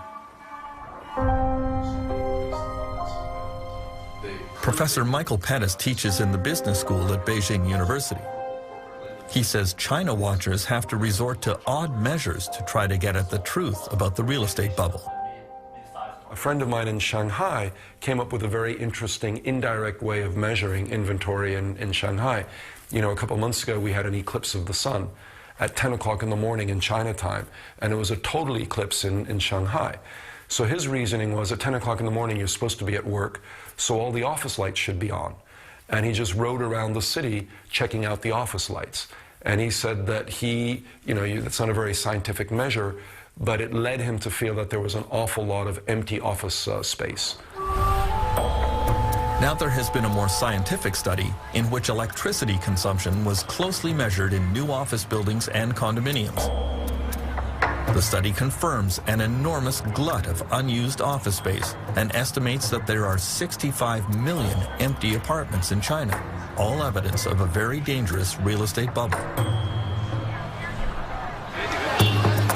In the next few years, China and India are expected to take over some of the top spots among the world's leading economies, which only increases the worry about financial meltdowns starting there.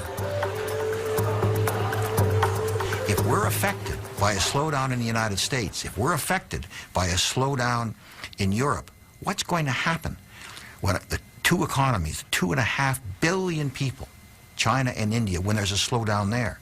What's going to happen when a hedge fund fails in India? What's going to happen when there's a mortgage meltdown in China? The effect on the rest of us is going to be enormous.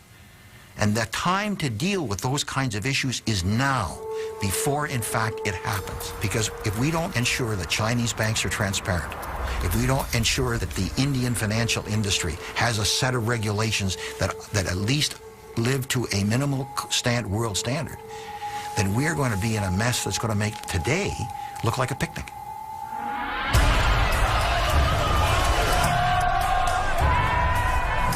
In the last 2 years, Canadians learned about the power and unpredictability of a financial crisis.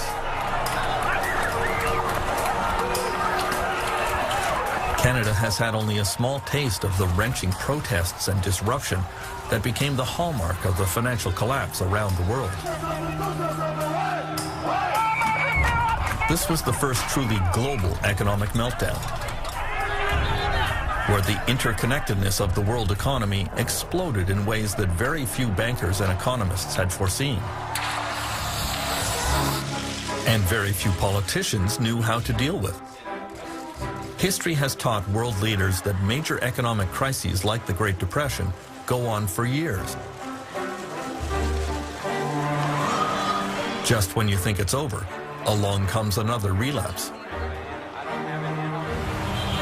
Even though the causes of the 2008 meltdown are now clear, there is no magic formula to stop it from happening again.